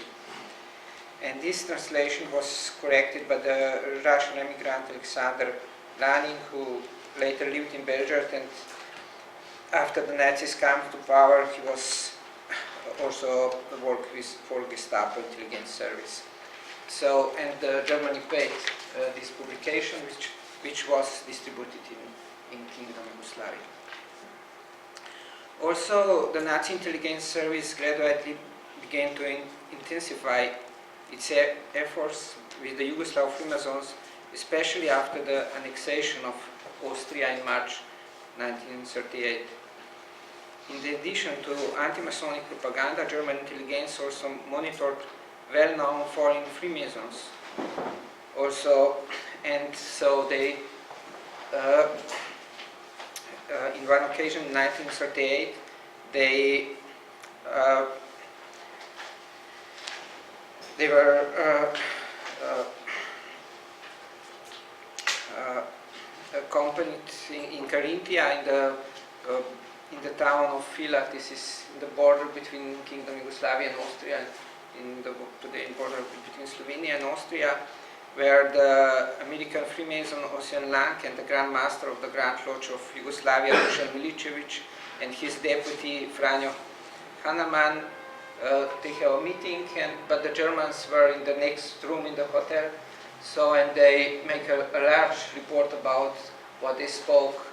The 3 days they were, all these German agents were around them. They make photos, they make, and important is also that they send a report directly in Berlin to Reinhard Heydrich, so the boss of the German secret police, and so they think that this meeting is very important, much more than in reality it was. The Germans, they are trying that they said if they want to have a successful fight against Freemasonry, they need original documents, and so original reports about members of the lodges abroad, also about what they are dealing with, about they are collecting the calendars used by Masonic lodges, listing the topics of the lectures, and so on. And in addition to collecting information, the secret police supported and promoted anti-Masonic propaganda in Yugoslavia. And so in December 1938, the head of the Danube section of Vienna secret intelligence office of the German Sicherheitshauptamt, they collect many information about Yugoslav Freemason. And also they confirm the establishment of the contacts with the opponent of Freemasonry in Yugoslavia through Austrian anti-Masons and similarly. And in March 1939, the German secret police forwarded to the anti-Masonic circles in Yugoslavia many documents, especially some list of members to Zagreb and also to other parts of the Freemasons. And from this report we can see that they have quite good information. In 1939, a report, they showed that there were 23 lodges in Yugoslavia and about 800 members. And another report was a little bit different, and in that report it was stated that it was about 1,000 members. So they know quite a lot about Yugoslav Freemasons. Also, the exact seat of the Grand Lodge in Belgrade, the names of the Grand Masters, his 3 deputies, and the Grand Secretary were given. Also, the names of other Grand Lodges which has fraternal relations were mentioned, and also the list of Yugoslav Freemasonry loges and so on. If we compare the names for Slovenian Freemasons in that time, they have on the list the most prominent Freemasons, but not all of them.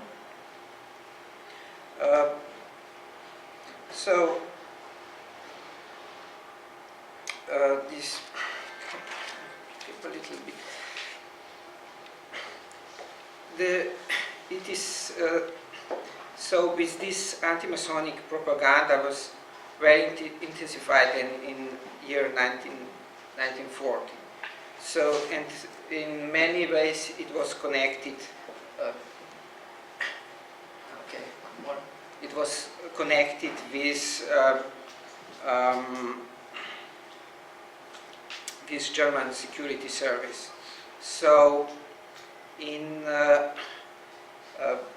by the German consul Fritz Neuhausen, which was in Belgrade since 1936, and also with some other anti-Masonic people. Here can I especially speak maybe about Danilo Gregoric. He was, okay, these are some pictures of which were published in that time. Danilo Gregoric, he was a director of Vreme newspaper. He was also connected with Germans very strongly from the 30s on, and he belonged to the narrow circle of Joseph Hribošek. He was a consultant for the German embassy in Belgrade, and he was among the journalists who actively participated in 1940 anti-Masonic newspaper campaign. But it's very interesting who were Danilo Gregoric, because he was a Slovenian. He was from Trieste. The family had a very sad history, because his grandfather was a big owner of the ships and so on in Trieste. And after the First World War, they must escape from Italy. But his son then made a big career in Belgrade. So, and Gregoric was a grandson, and he was connected then with Prime Minister Cvetković. Maybe if you go down. The next one is an anti-Masonic exhibition. Yes, he was also involved in the anti, and maybe you can put one more. This is his book, Suicide of Yugoslavia, and it is particularly anti-Masonic book. Maybe you can put one more. So here is he in the picture with Hitler when the Yugoslavia signed the pact with Germany and Italy. So, but interesting is also by also this book, The Suicide of Yugoslavia, is interesting in many views, because now we spoke about larger period. This is very anti-Masonic, but the book, and also Gregoric, he was after 1945 he was in the prison in Yugoslavia. He works with Yugoslav secret police Udba. He was prisoned and later died. It's interesting that we can find in the secret police papers, for example in Slovenia, the passes when they spoke about Freemasonry, they used Gregoric as the main reference what Freemasons were, their influence in the kingdom and so on. So, and as Markovic has also mentioned, he also worked with the exhibition in 1942. Okay, so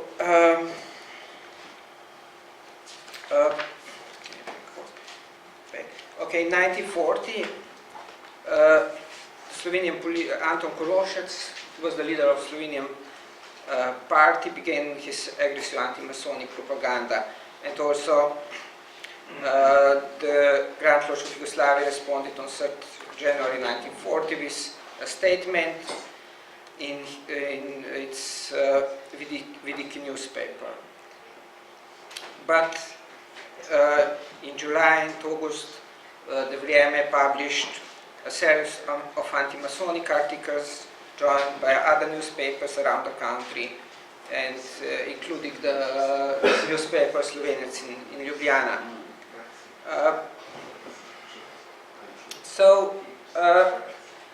On the other side, the Germans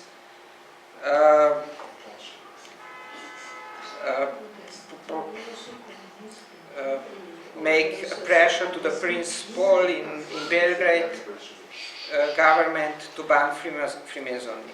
And anti-Masonic attacks were also encouraged by the fascist Italy. And so the Yugoslav government, by this increasing pressure, make also pressure to the Grand Lodge of Yugoslavia to end the activities. So in June 1940, the authorities banned the Masonic newspaper Vidici, also with the accusations about that the Freemasons were responsible for assassination of the King Alexander, and also about their activities that they became the orders from Paris and London, and they first that because of their activities have became to the collapse of Czechoslovakia and France, and that Yugoslav economy has have problems because of them, and so on. And then, of course, they have the connection with Jews.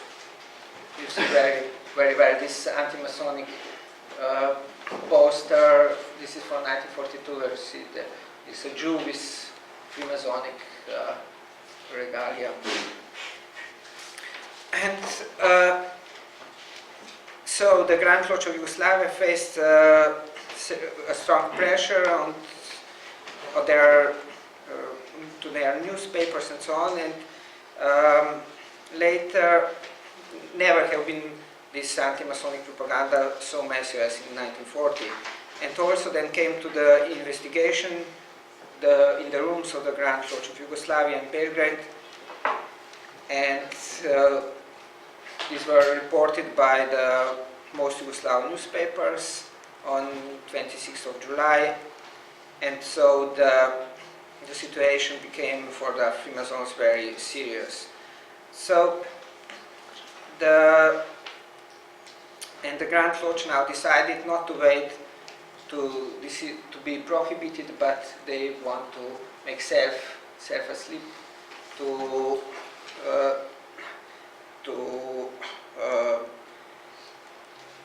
not to be to end their work by police force, but to end the work by themselves.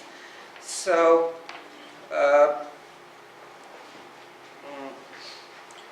the prohibition came in, was decided on the 2nd August 1940,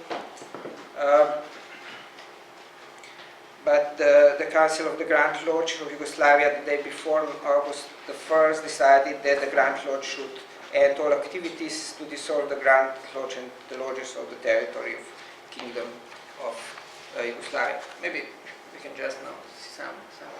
This is some other. This is some other book, also from 1922. Back. This one, yes. This is in translation. It means the Devil's Synagogue. It was published in Slovenia in 1942. It's anti-Masonic. So, okay, these are the files from 1946 when the Osna and later Udva, they collect the Freemason files. They are making the list of the Freemasons and so on. Especially they want to see their connections, especially connections with British Secret Service and so on. But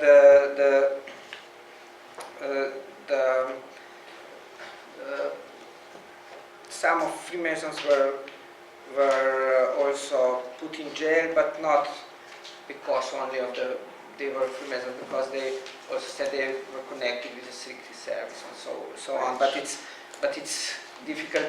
The similar was in 1941 when Germans came in occupied Yugoslavia. They make this. I spoke before about this list. They make the list of people which should be arrested, and there were a special list for Freemasons and special list for the important Freemasons and so on.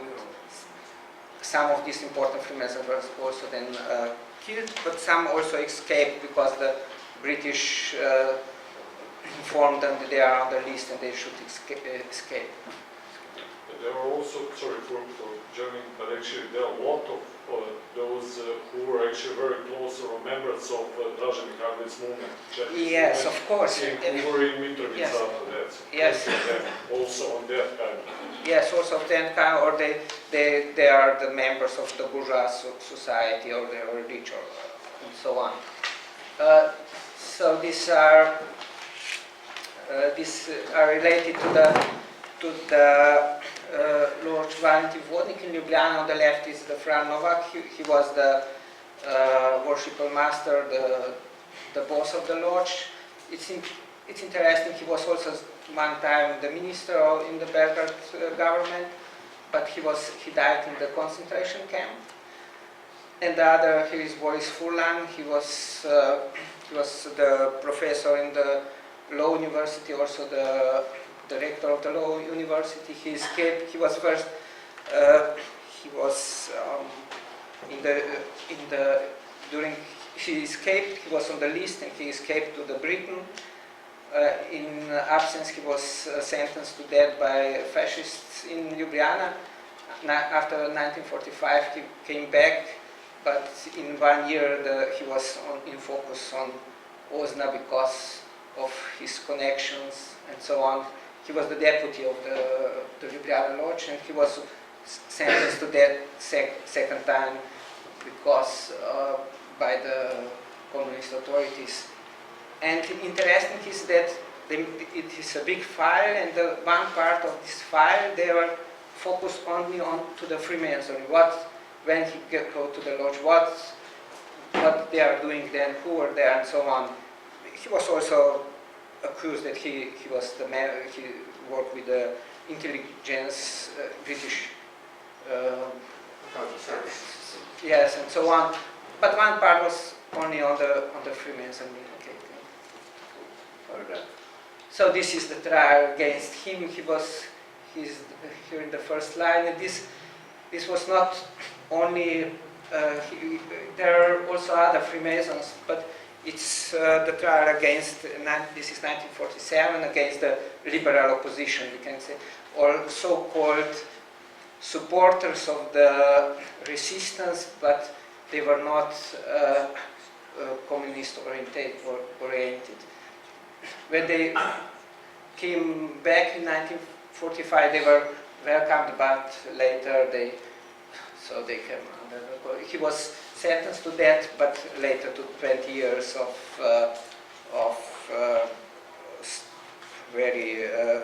jail, and then he became ill in jail, and he was only 1 year then in freedom because he was such a bad conditions. But the government, the British government, and also the government of the United States, make a big pressure to the socialist Yugoslav in 50s that they should, yes, that he should come out of the jail. Okay. So this is Dušan Tomić. It's interesting because before we spoke about the First World War, he was involved in this conference in Paris in 1917. So in this Paris lodge about the border between Italy and Kingdom of Yugoslavia, but it's important because 1945 and he went to Paris and he was paid by UDBA to make anti-cleric, anti-Catholic propaganda in Freemasons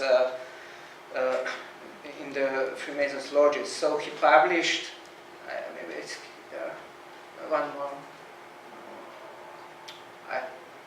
Okay, it's not that. He published a book about Vatican, against Vatican and so on, in 40s. But now, when in 48 we came to the struggle between the Yugoslavia and Russia, the Peace Inform Bureau, he published against Russia. So the Freemasons know, okay, we know you are a political person. So, and maybe you can put the other one. Is yes, they are the same generation, and he was during the First World War. He held in this lodge fraternity of the people in Paris. He held some referates about for the Kingdom of Yugoslavia, and later he was very prominent Freemason. He wrote a book also, and he was always he was in 20s, was ambassador also in Albania.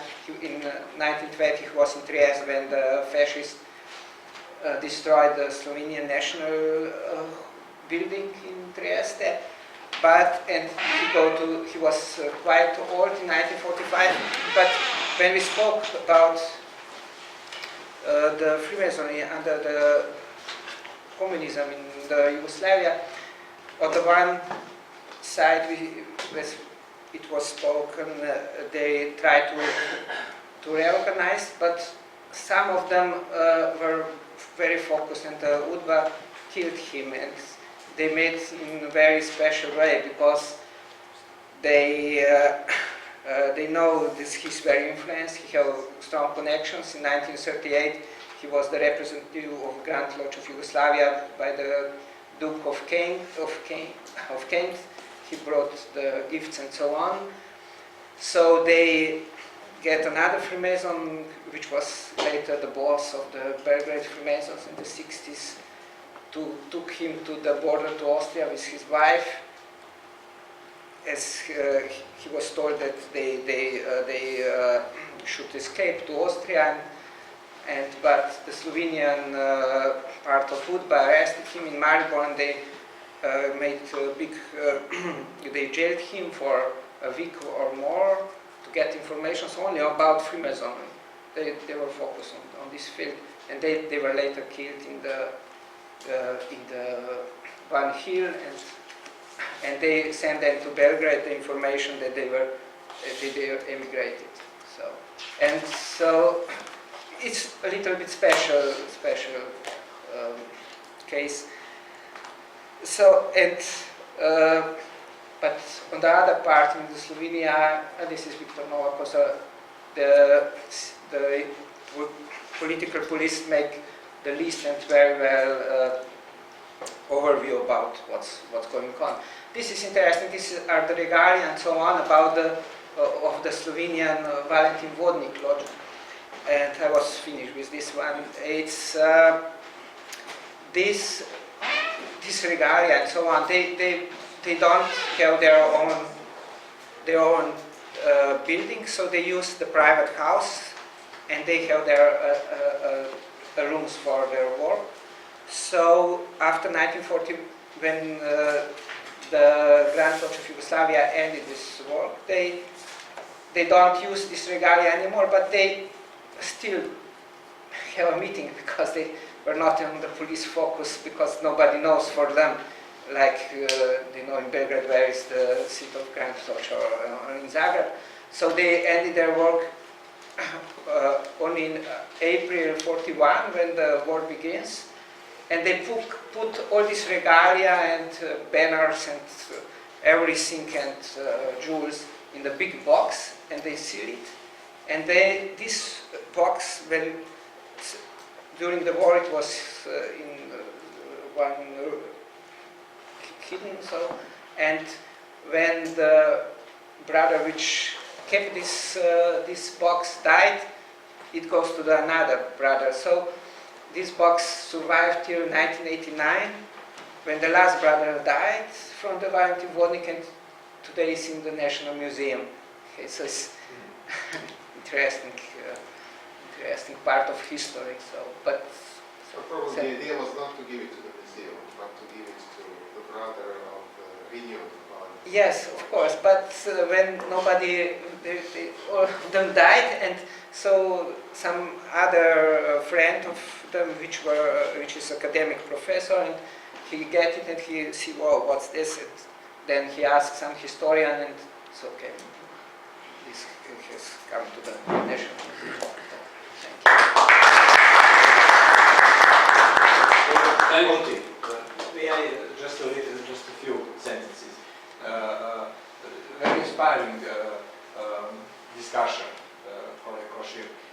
I find in Biblioteka Matice Srpske in Novi Sad a lot of anti-Masonic pamphlets, printed books, which wasn't destroyed after the Second World War, but some valuable Masonic archives are destroyed. Of course, not systematically, but they are. And there, among these anti-Masonic pamphlets are also very rude anti-Masonic pamphlets written by fascists. For example, Mirko Glojnarić pamphlets are very, very good. And what is the explanation for that? Communists didn't destroy these anti-Masonic pamphlets. I want to tell something, sorry, the question is for you. I think Okay, methodologically... Just I have to interrupt you all, because we are already late for 25 minutes and the food is waiting for them. Again, it has been too broad. Science and I agree with you, but